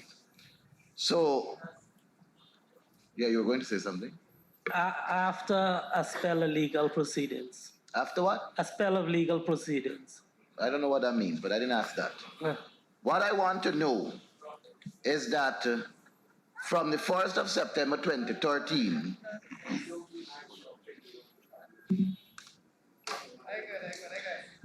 for region number 8, because you introduced a series of complexities, I am now going to, with your permission, sir. You have the floor, sir. From the 1st of September 2013 to the entire 2014 and the entire 2015, how do we account for those overpayments that happened there in Region 8? Mr. Chairman, which paragraph are we looking at? No. We're examining Let's get something clear. Let's get something clear. Sir, Which paragraph are you referring to? No. Let me get something clear. And you see, there's a Member reason, Maipa, sir. you have the floor. Please, Thank you. please proceed. Thank you. There is a reason when we in this committee at PAC accept such notions that are being put to us, and then we go down the road of Accept seeking. notion, the man I am on the submitted floor, last comrade. time. Wait to the letter. I am on the road, comrade. Come on, sir. And the gentleman indicated about not knowing certain things, giving instructions by REO, and that they have to do it and what's not. The point I am making, sir, is that when we seek to justify our answers by those statements that cannot be proven because there's no documentation in terms of visiting the office and so on, not that particular one that he raised there, there's this perception as though they had to do it because they were singing for their supper. Yeah. That is what you're telling us at PAC, that you had to do the wrong thing because you are singing for your supper and you didn't want to be fired or you didn't want to come off the job. So how is it for we now to accept it when we can draw a conclusion that you are doing it now so that you can sing for your supper and stay there? The point I am making... Mr. Chairman, this is unacceptable. You have to allow me to finish, comrade. You cannot be insinuating. I'm not insinuating anything, comrade. I am simply saying that in this committee, Out of order. in this committee, Comrade Teixeira, I want to hear... It's out of order, Mr. Chairman. Sir, if this committee is going to accept what is being said, that they were basically singing for their supper and that is why they did the wrong thing, then of course it is necessary for us to say that they're singing for their supper now and they have to say these things. And where is your document? Where is your documentation for that? I am drawing, I'm He has a document. Where is your document? The one document he wrote, he spoke about the meeting. It's not speculative. He has a document. Where is your document? The fact of the matter, sir, the fact of the matter, sir, is that we have to accept that they did the wrong thing by putting their signature there. Yes. Regardless of what is the circumstances they want to create, the wrong thing was done. Signature was not supposed to be put on a document if you cannot verify it. And justifying it by telling us that you are instructed to do XYZ cannot stand unless it is there in writing. Because as I said to you, sir, 2013 and 2014 and 2015 in Region 8 has a series of overpayments. And we can go down that road. What is it that we're going to say? That you were instructed in those years also? So you sit as regional chairman, as regional engineer in regions, only taking instructions? Yes. The point is, and the fact remains, that you as the regional engineer, and to the regional engineer of Region 2 also, I am simply saying as engineers, you have an obligation to the state, and that is to put your signature on things that you can verify. And that is what I said earlier when I was referencing to Ms. Kunja, that if you cannot verify it, don't put your signature. Because you will come here next year, you're going to come again. The year after, you're going to come again. And then when there is a change in government, you're going to come again and say how you were instructed and you follow it. These public officers, they must be held accountable for their actions. We must not mix the politics with the profession of the public officers. The public officers have an obligation to be the guidance to the regional executive officer and to the regional democratic council. You have to provide that guidance. And if you know you're giving the guidance and it's not being accepted for whatever reason, then don't put your signature. You're implicating yourself. So my simple appeal, sir, to the public officers, to the program managers, to the regional engineer, to the regional health officer, the regional education officer, the regional agri officer, the deputy regional executive officer, you have an obligation to your program. And if you believe that you are being asked to do things that are illegal, then document it. And there are channels that you can go through to challenge it. You can write to the Public Service Commission if you're a public servant. And you can write and seek audience elsewhere also. Don't do the wrong thing. That is what I'm saying to the public officers. Don't do the wrong thing. Thank you, sir. I'm in receipt of the document. Can I ask a question? Member Finance, you have the floor, followed by Madam Tishir. Okay. Sir, I do know that there was a document that was referenced and that was asked to be circulated. I am in receipt of the document. The document having headed to say Regional Department, Regional Democratic Council Region number 2, Engineering Department and Regina. And nevertheless, sir, it goes on to have the only stamp affixed is that is of a stamp of the regional engineer of region number 2. There is absolutely no evidence whatsoever on this piece of documentation. I don't know who is the handwriting from, but there's no evidence on this piece of documentation as to say when this was written and who received it and where and when and how. I can create this document, sir. Noted. Member Tishira, you have the floor. Mr. Chairman, the document that was sent by Mr. Singh, Regional Chairman, to Mr. Hopkinson. On the top of it says received on the 28th of February 2017 at 3:45 hours. Can the engineer state whether the signature on the note which is written instructing him to proceed do his job and stop wasting time, whose signature was that on the, who wrote on that? Because I see Ario and then signature. So could the engineer verify whose signature is on the handwritten part of the letter? You have technology available. I use it. Go ahead, Engineer. Mr. Shearer, you got to Mr. copy that Chair. letter very quick. Phone here, or just The signature is that of the then Ario. I have a copy here of a voucher with the signature of the said Ario, and it's the same exact signature.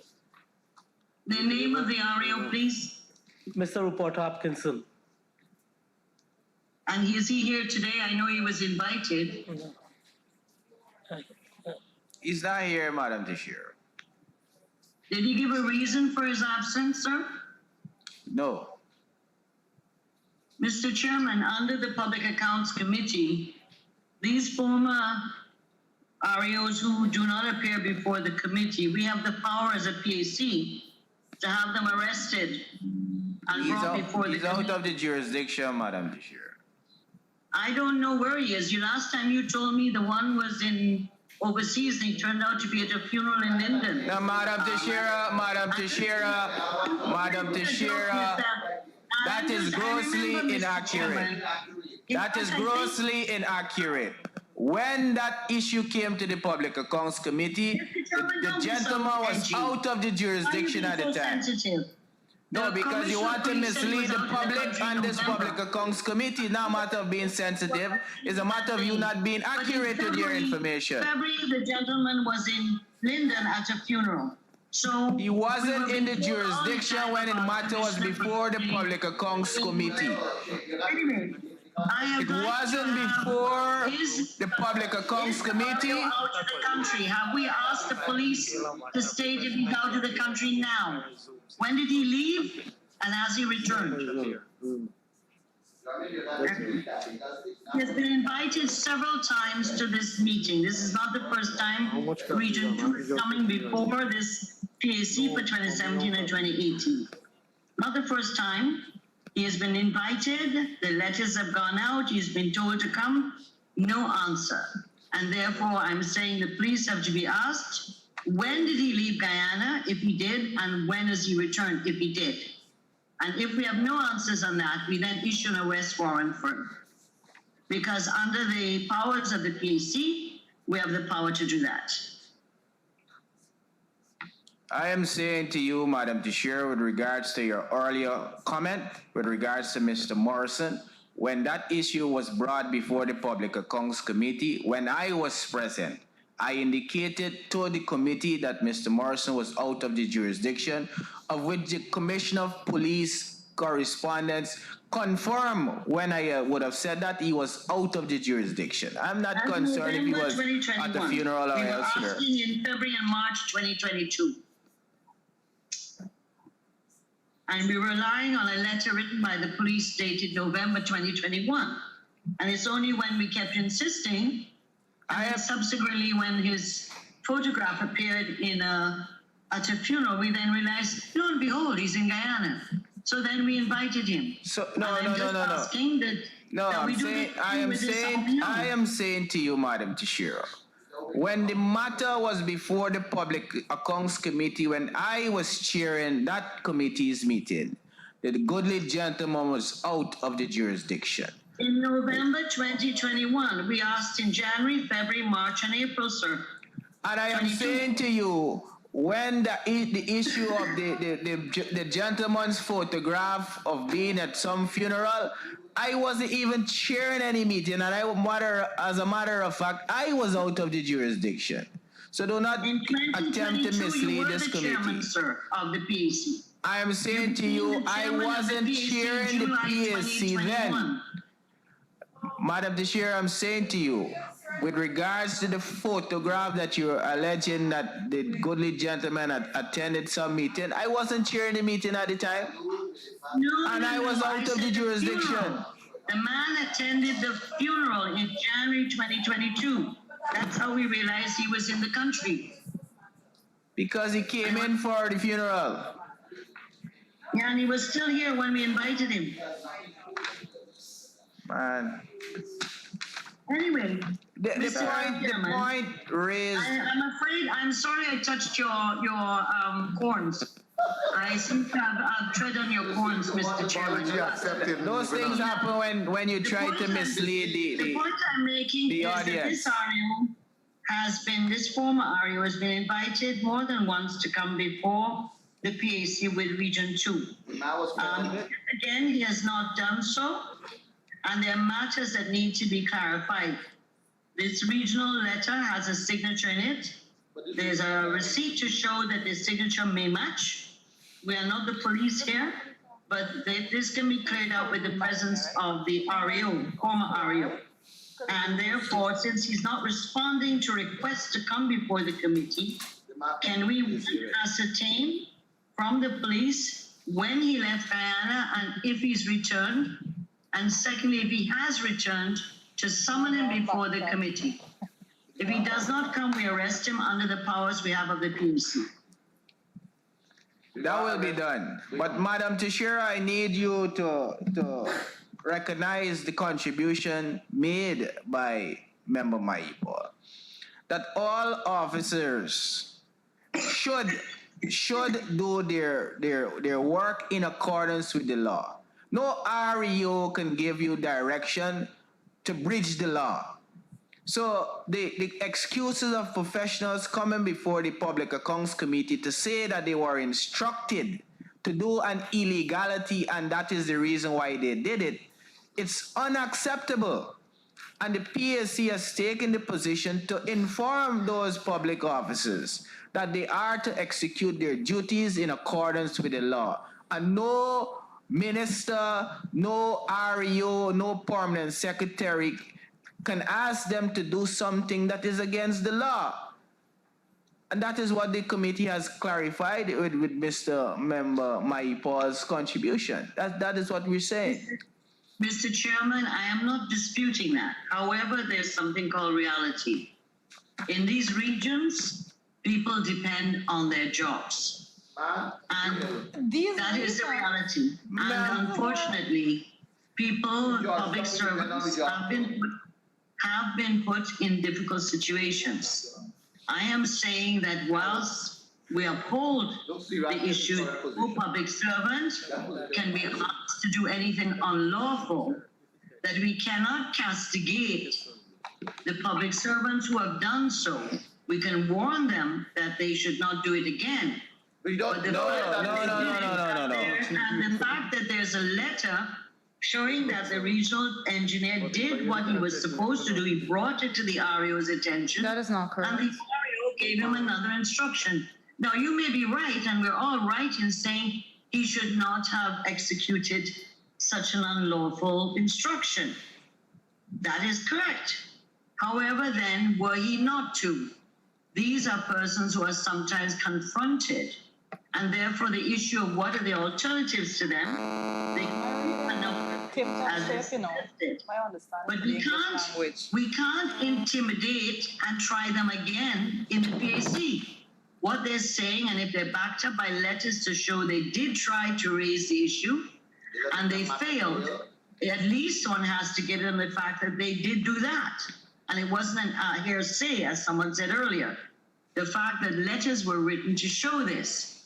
The issue, therefore, is the ARIO and in what basis he was doing this.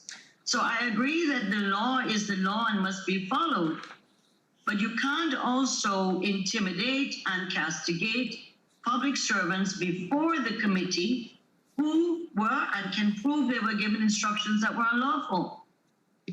You can't do that. You can't do it. It has to be a balanced approach. Well, I don't think that was actually done. On the letter. And if it was done, I don't think that was the intention. I think the intention primarily was to give the confidence to the public officers coming before the PAC that they are protected by law to execute their duties in accordance with the law. And irrespective of whoever is given the information, if it is not in accordance with the law, then they should not do so. And they have different means of which, even if their jobs are being threatened, that the law protects them from those levels of victimization if they do occur. Madam Financial. Thank you. I just have a follow-up on the actual letter, sir, because statements are being made that the engineer is providing evidence in the form of a letter. So basically saying that he was not allowed to go and visit these projects. And so, sir, this document here, this letter says absolutely nothing in that regard. There's no part of this letter that says that the engineer was requesting to go to areas and he was not given permission to, sir. No part of this letter. So let us just strike that out. Let us just strike that out. It's not here. This letter states nothing of the sort. This letter raises a whole different issue, sir, in which the engineer's request is saying that he doesn't have tender board minutes. And because he doesn't have tender board minutes, he doesn't want to take persons to sites and stuff like that. And the REO, as is being reported here to be the REO's handwriting, is saying that you have to go and take these persons to the site, something completely different to what we're discussing. So I want the records to state very clearly that no evidence has been given at the level of the PAC to say that the engineer requested to go to sites and he was not allowed to go to the site. That has not been the case, and I want to make that clear. But sir, I want to ask another issue, and I want to be guided by our technical officers here as it pertains to the tender board minutes. And I'm asking very clearly right now, and I need the technical assistance very, very importantly. The tender board minutes, is the tender board minutes directed to the Public Works Department or to the RDC? And what is prohibiting them, if anything at all, from getting those documentations? Mr. Chairman, can I just make one correction to what Ms. Fernandez is saying? Go ahead. She is right that it opens a new can of worms. Because what the letter is saying is that contractors are coming with award letters to the Public Works Committee, and they don't have the documentation, not only the minutes, they don't have the documentation to make the visits. So how can they take someone to take a site visit if they don't have the necessary documentation regarding the award of the contracts? There must be a communication between the REO and the Public Works Department, the engineers, that a tender has been awarded for so-and-so based on the scope of works, etc. This is what this is asking. And so how does an engineer take someone to see a site when he has no documentation? What is he looking at?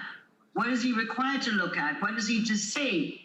Therefore, Ms. Fernandez is correct. It's not about not permitting them to go to the site. I never heard that issue being said. But what it does say is more incriminating. And therefore, the regional engineer is correct in saying, I need to have some documentation or legitimacy of the awards, and obviously it would include other documents, scope of works, the cost of the contract that's been awarded, etc. And so I think that we have to be careful how we're getting all excited about this issue. Just stick to the facts. My question is still on the floor, sir. Can you repeat your question? I'm asking, sir, about the tender board minutes and what prohibits the works department or the RDC from getting the tender board minutes. And more specifically, sir, can an administrator say the REO, for example, stop the tender board minutes or refuse for the tender board minutes to be given to the works department or to the RDC?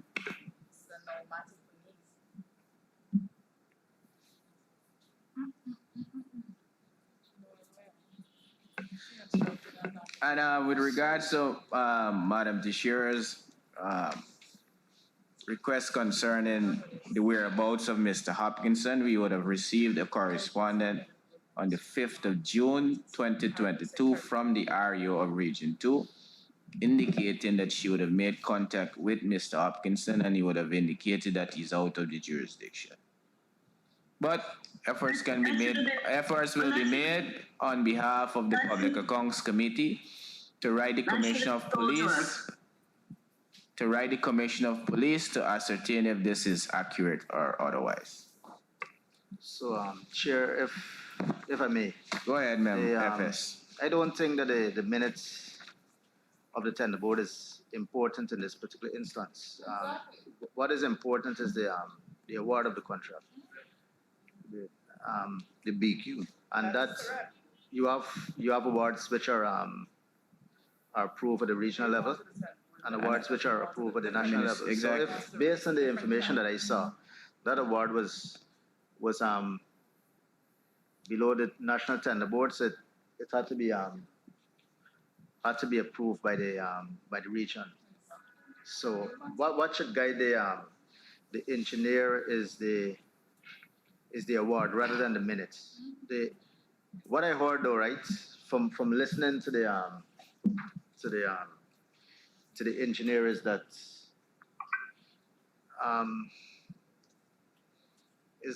they may he described a scenario which suggests that there was management override. That is where your superior is telling you to do something which may not be consistent with the established procedures. Now that is a serious claim being made there, right? And I would recommend that issue be investigated further, because it is obvious that different officers have different views, and even members of the PAC, and we don't want to be speculating, right? But if what the engineer described is true, then that is a serious issue, and is one that may serve as a lesson for officers who are functioning in who are working in the system now. No officer should be pressured to do what is illegal, do what is not correct, right?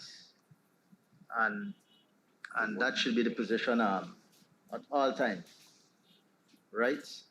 There are mechanisms that you could utilize to highlight these issues. You have the whistleblowing legislation. You have the internal auditors. You have even the state audit department that you could bring these that you could highlight these issues. So, Chair, I'm very alarmed that we may have management overrides, and these are not things that the regular audits would pick up, right? And that could expose an agency to not only a minor breach, but to irregularities that may border on fraud. So it must be taken seriously, right? wherever there's management of rights, right? That should inspire a forensic type audit, right? And that should be that would be my recommendation to PSC, that if ever we have a situation like this, that should be the position that we investigate it further, because the normal audits would not tell you what really happened in that particular case. So that's my contribution, Chair. I just want my question to be answered. This is very important because I am asking specifically, and I want to acknowledge the response of the technical officer that this particular matter that we are discussing here, it did not even require a tender board's approval, but yet the documentation being presented to us is saying that because tender board minutes were not presented, the officer did not go and carry out those functions. All right, so that's another matter. But I do not want to leave this discussion without having clear guidelines as to if there is anything prohibiting tender board minutes from being given to the RDC or to the Works Committee. Is there any power that reside within the REO to say, no, I am not giving tender board minutes to the RDC or to the Works Department? Yes. I'm not aware of anything stopping an RDC from sharing that information, right? But I don't know why you would want the minutes, because what is if I'm the engineer, all that I want to see It's an award letter. is an award, and I want to see what I want to see is an award. I want to see the 10, and I want to see. Mr. Chairman, I'm going to get the floor. I've been waiting for quite a while. I've been waiting You for have quite to a wait while. your turn. The FS is speaking. Yeah, but when the FS finish speaking, other people jump No in. one else is giving the floor. So We still Corey, you could see I'm gonna pull a jail on you. FS, you yeah, finished? so what the tender board minutes would basically reflect, right? And it's something that we're working on is who was awarded the contract, why the person was awarded the contract, right? Maybe because he's the lowest responsive bidder. This is the price, right?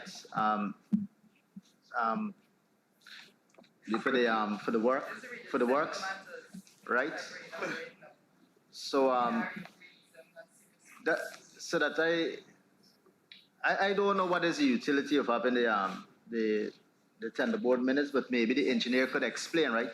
But I'm saying that is not necessarily important. The engineer was out of place. Right? It's not necessary. What I want to see as the engineer is the award. What I want to see is the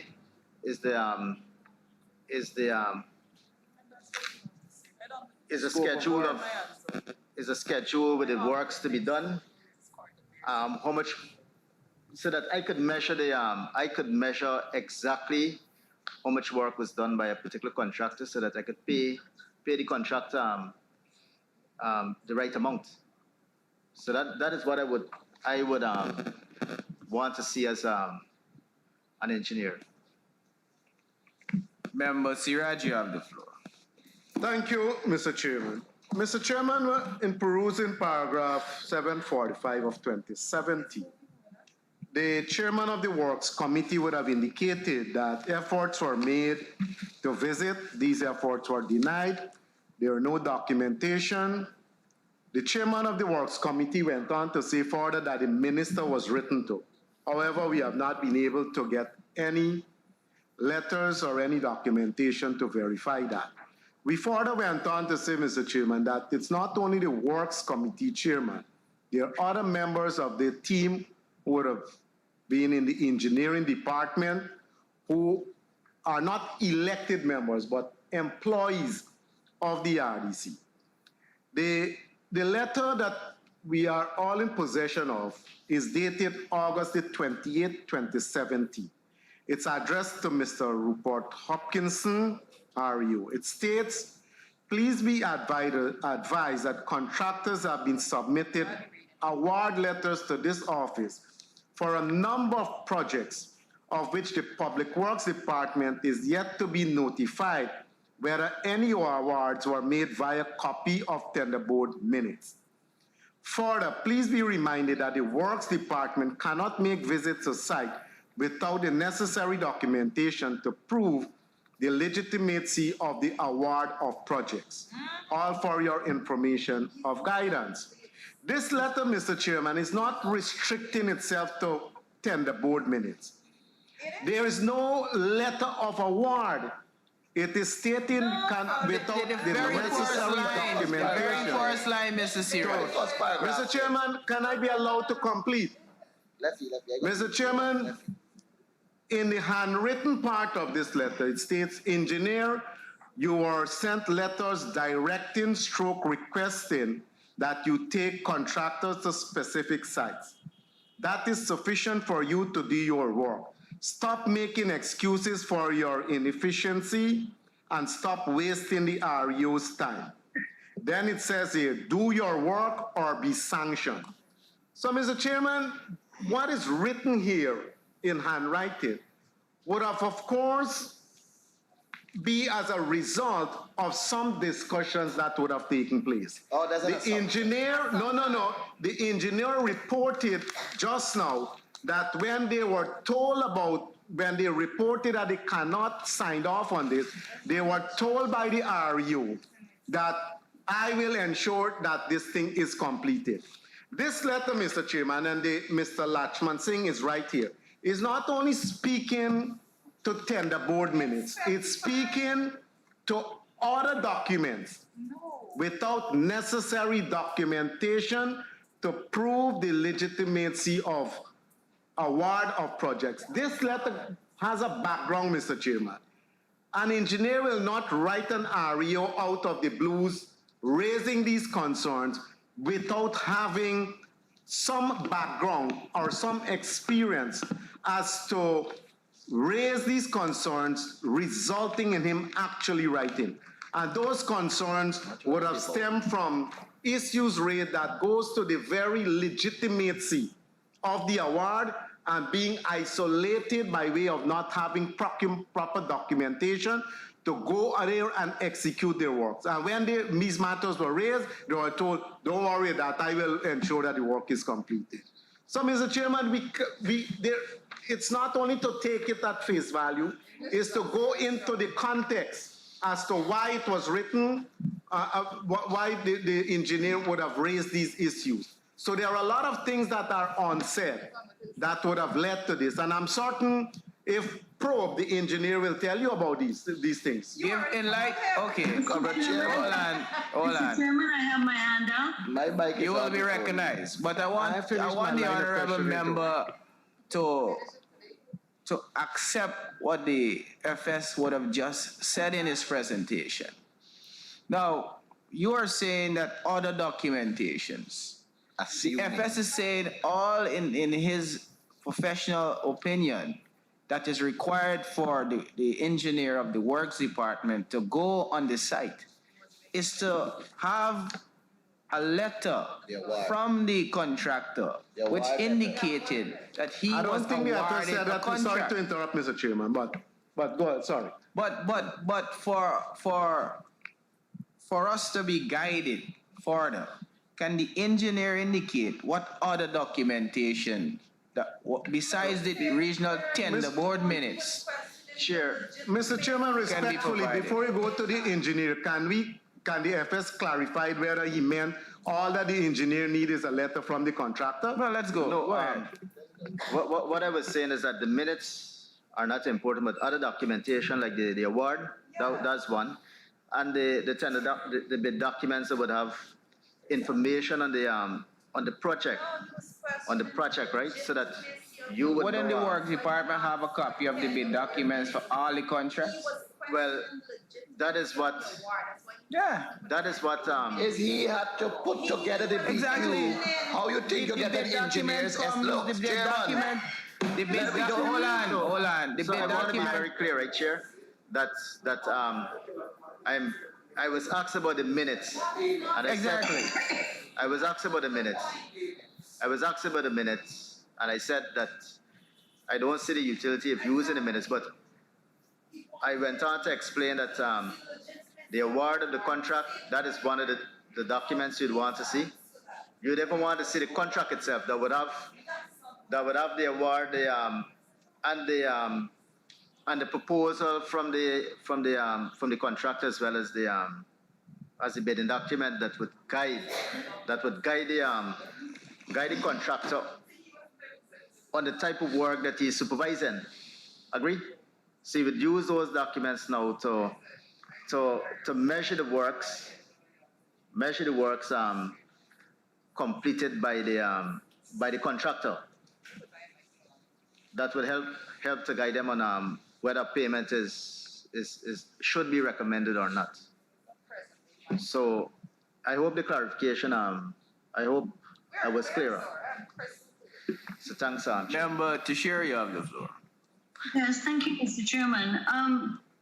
Can I ask the regional engineer? You said in your letter that you were receiving award letters from contractors and you needed documentation. Why is that? Because were you not part of the preparation of the tenders? Or are you questioning because there were no tenders for these things and you're not aware of what these awards were for? I'm trying to get clear what triggered your letter, because as a regional engineer, you would have known whether tenders went out, what the estimates were, what the scope of works were, etc. So in your letter, are you saying that you received letters from awards from contractors, which you are not aware that the tenders or the procurement process was, to your knowledge, this was done outside of the work of the Public Works Committee? Very leading, Mr. Shearer, but my turn is coming. Engineer, go ahead. I don't know why Ms. Fernandez has to be so noisy today. It's coming Mr. over Shearer on the live stream as misses a me lot of dearly. bubbles. She It might misses be me good to be dearly. quiet. Let's hear the people. Stop leading, madam. Mr. Chairman. Yes, go ahead. This letter was triggered by contractors bringing award letters to the Works Department, right? For contracts which the Works Department had no bills of quantities prepared for these contracts. These were works awarded to contractors without bills of quantities in place. In 2018, I can't remember the exact time, at this forum here, we would have testified to something similar in 2018. I can't remember the exact date. No, for the year 2018, they were examining the report of 2015. So this letter was triggered by the fact that we did not have bill of quantities, we did not have contract documents, we did not have specification of contracts ready. All that we had coming to us were award letters stating the name of the project and the sum. So that very project that Can I have a follow-up question? Yes, you will have a follow-up after me. The very contract that you were to go and inspect, you're saying there wasn't any bill of quantities for this specific? No, that was not one of them. What was that? That was not one, no. So your letter is about this particular contract? No, sir. Like I said earlier, sir, this letter was prior to the discussion which we had with the RE, instructing us to prepare the payment and he will have the contract. So these contractors were given contracts that they had no bill of quantities for? Correct. There are several instances, but I can't remember the name of the projects right now. Can I be One second, Madam Chair. Can the audit office provide us with any information in relation to what the engineer just said with regards to the award of contract that had no bill of quantities and what's not?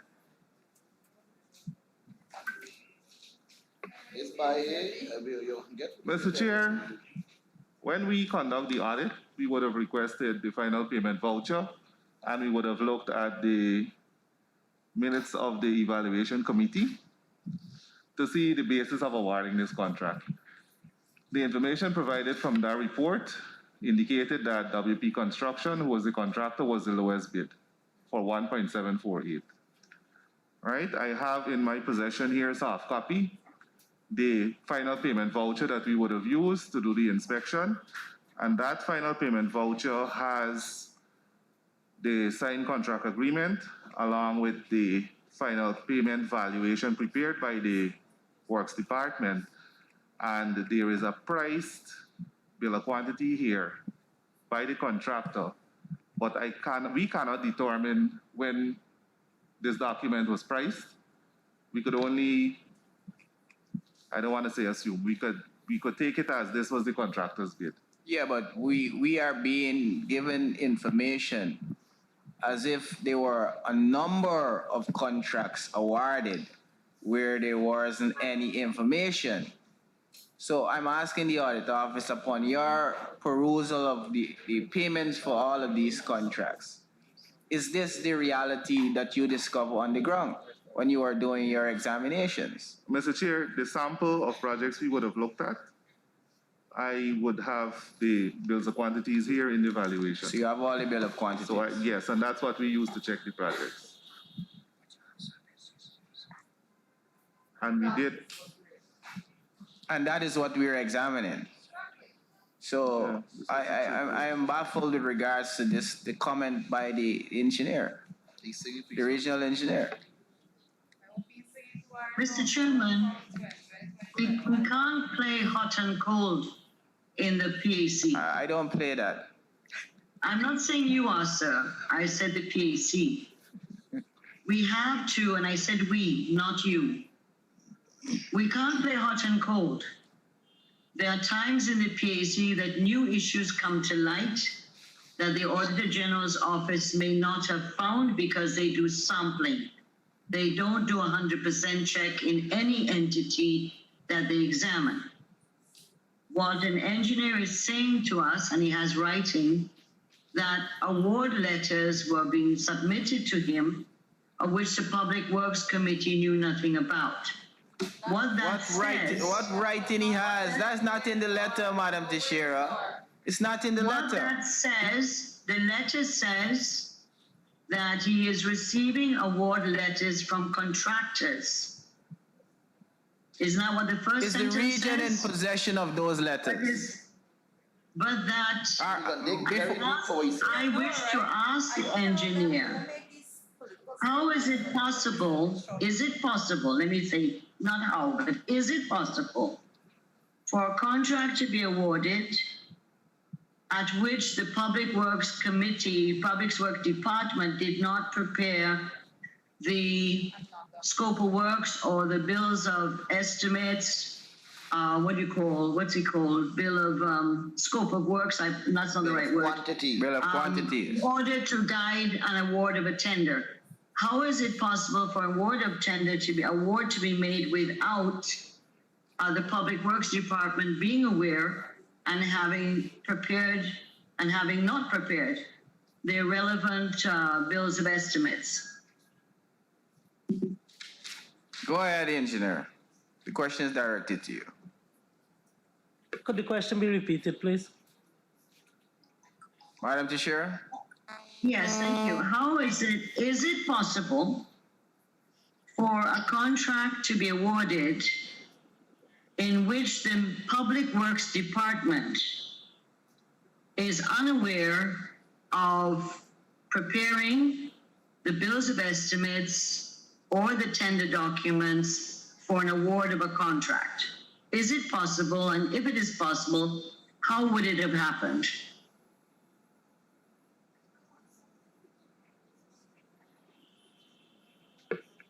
Mr. Chair, it should not happen. It shouldn't be possible because the conceptualization of a contract should start at the, not a contract, a bill of quantity, should start within the Public Works Department and not outside of it. So, Therefore, the engineer, I'm following up. Therefore, Mr. Regional Engineer, when you wrote that letter, were you aware of these tenders or not? Mr. Chair, no, we were not aware of the tenders. I believe, and were they several of them or only one of this nature?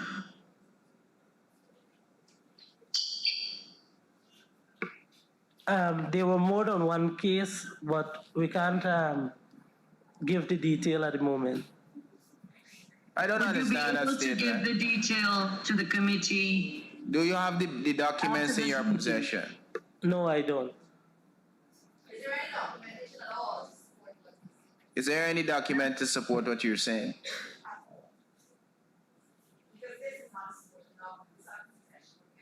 Regional Chairman, Regional Engineer, don't you keep a kind of logbook or diary or notes on each of the contracts that you are supervising? Mr. Chair, the copies were left at the region when I finished my stint at the region. And can the REO go into the records to find what contracts that the regional engineer may be referring to? Are those records still in the regional office? Are you?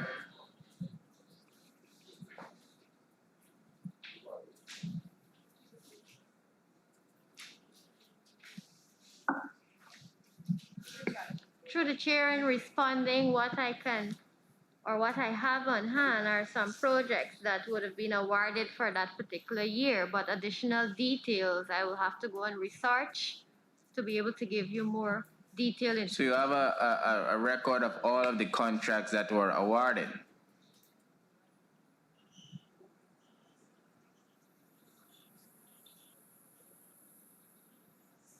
In the contract register, can I continue? In the contract register of the region, which is a matter been raised before in the PAC, does the contract register contain the relevant documents to do with the contract?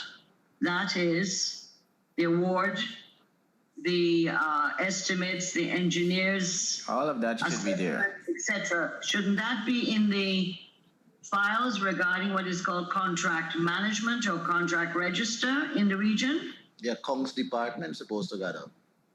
Sure. Yeah, but it's a specific contract register Yes, where they keep all the yes, are you? documents, or supposed to. So that they know when their payments are due, when, what are the requirements, etc. This was raised in an earlier PAC that the contract register in another region. Do you have a was contract not register, are you? maintained. Through the chair, yes, we have contract registers. You have contract register with all of the awards for the contracts as well as the accompanying documents, bill of works, The sum of money. and such like. The sum. We will have the sum, the sequence of payment, and so forth. And just the contract. And the name of the contract.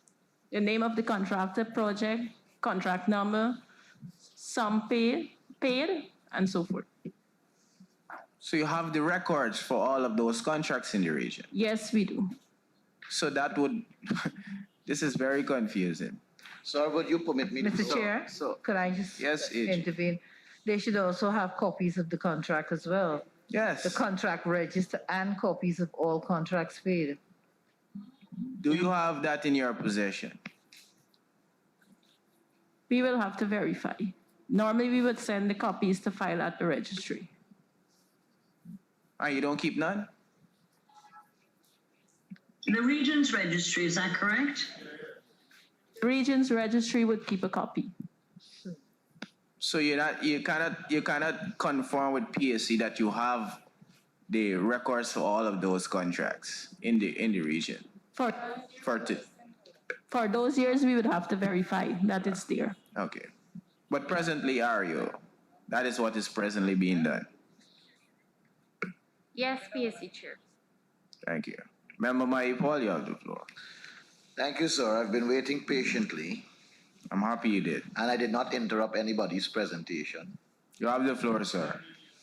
Let me say, first of all, sir, that listening to the Honorable Member Dharm Kumar Siraj just now and his interpretation of this letter that was written, that I have no doubt that he will.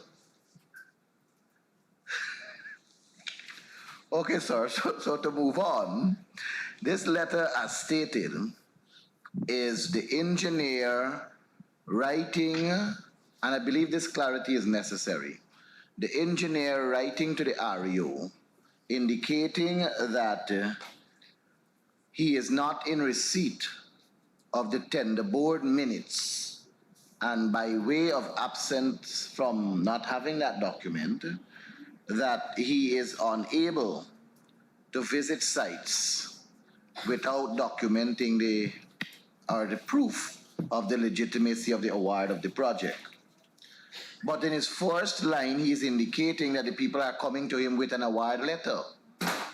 So if they are coming to you with an award letter, isn't that the legitimacy or the proof of the project?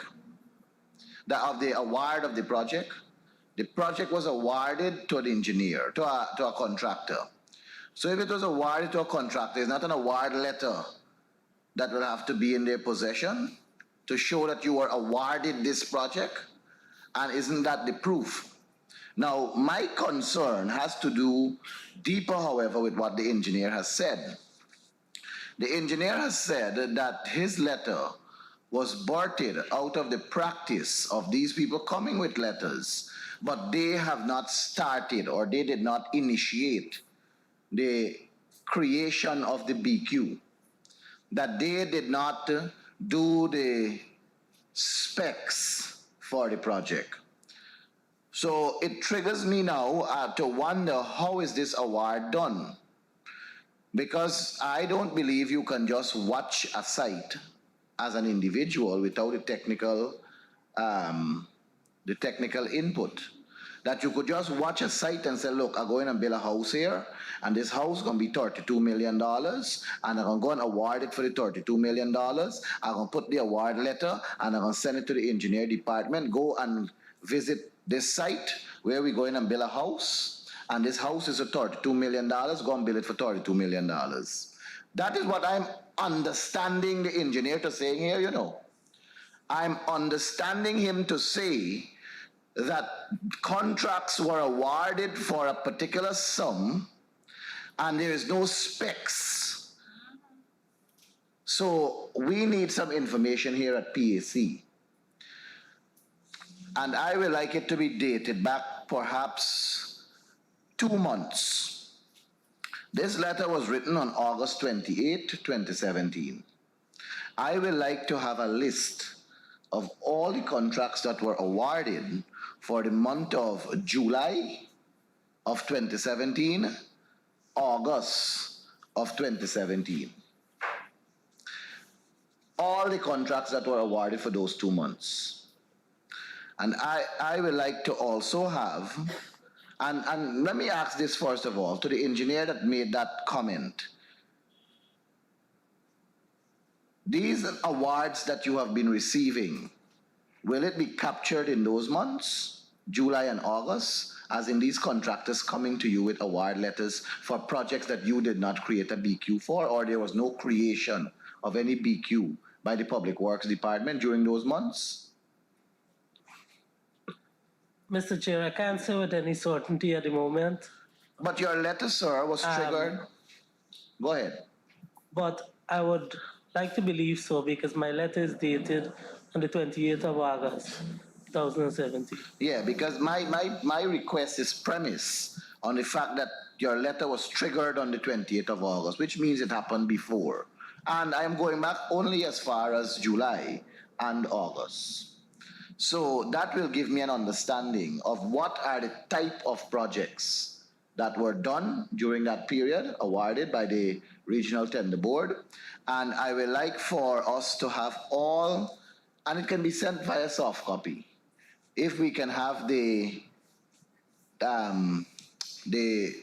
BQ of these projects. And I'm sure that you can be assisted by the audit office also, because some of the projects that you guys audited fall within the category of this month too. If it's random sampling. Yes. So we want those information to see. And I'm also of the opinion that they will be dated so we can understand. And also the tender board minutes that substantiates the award for those 2 months.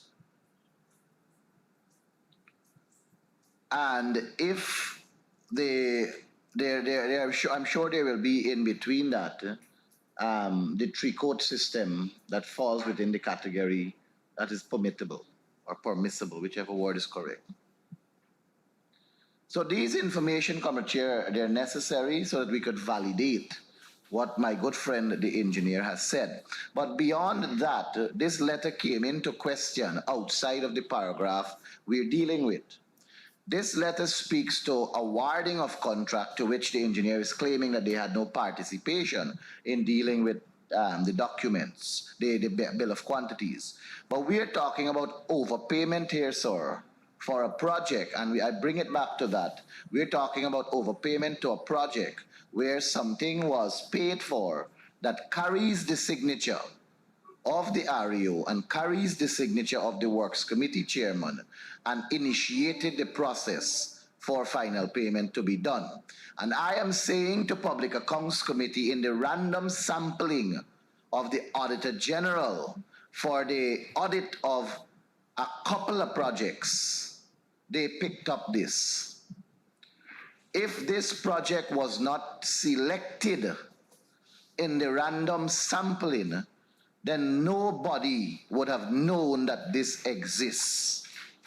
That's the first point I want to make. The second one is to ask a question before I create the point. How many projects in total did the region execute in the year 2017?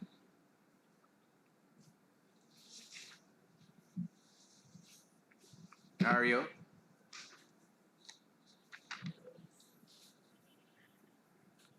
Through the chair, I don't want to give you a random figure. I'm asking for us to recheck and present the information. Can the AG office help us with that? The total number of projects they executed? Yes. And Ario, the information that is requested, would 1 week be sufficient for you to provide those? Chair, I think this what we are hearing here warrants a special audit for these issues here, so that we'll capture, like Mr. Paul said, something that was not even there. No, but I don't want us I don't want us to go down that road as yet unless we examine the information that will be provided to us. I don't want us to speculate and call for that. No, I understand that.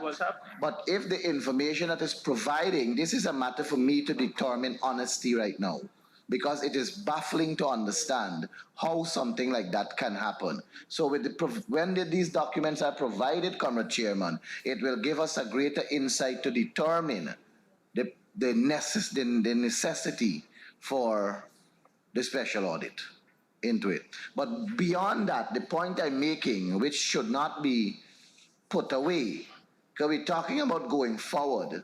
We're talking about going forward by doing the right thing, which is something I've been echoing since the morning. That the percentage that the Auditor General audited was merely 10% of the total project.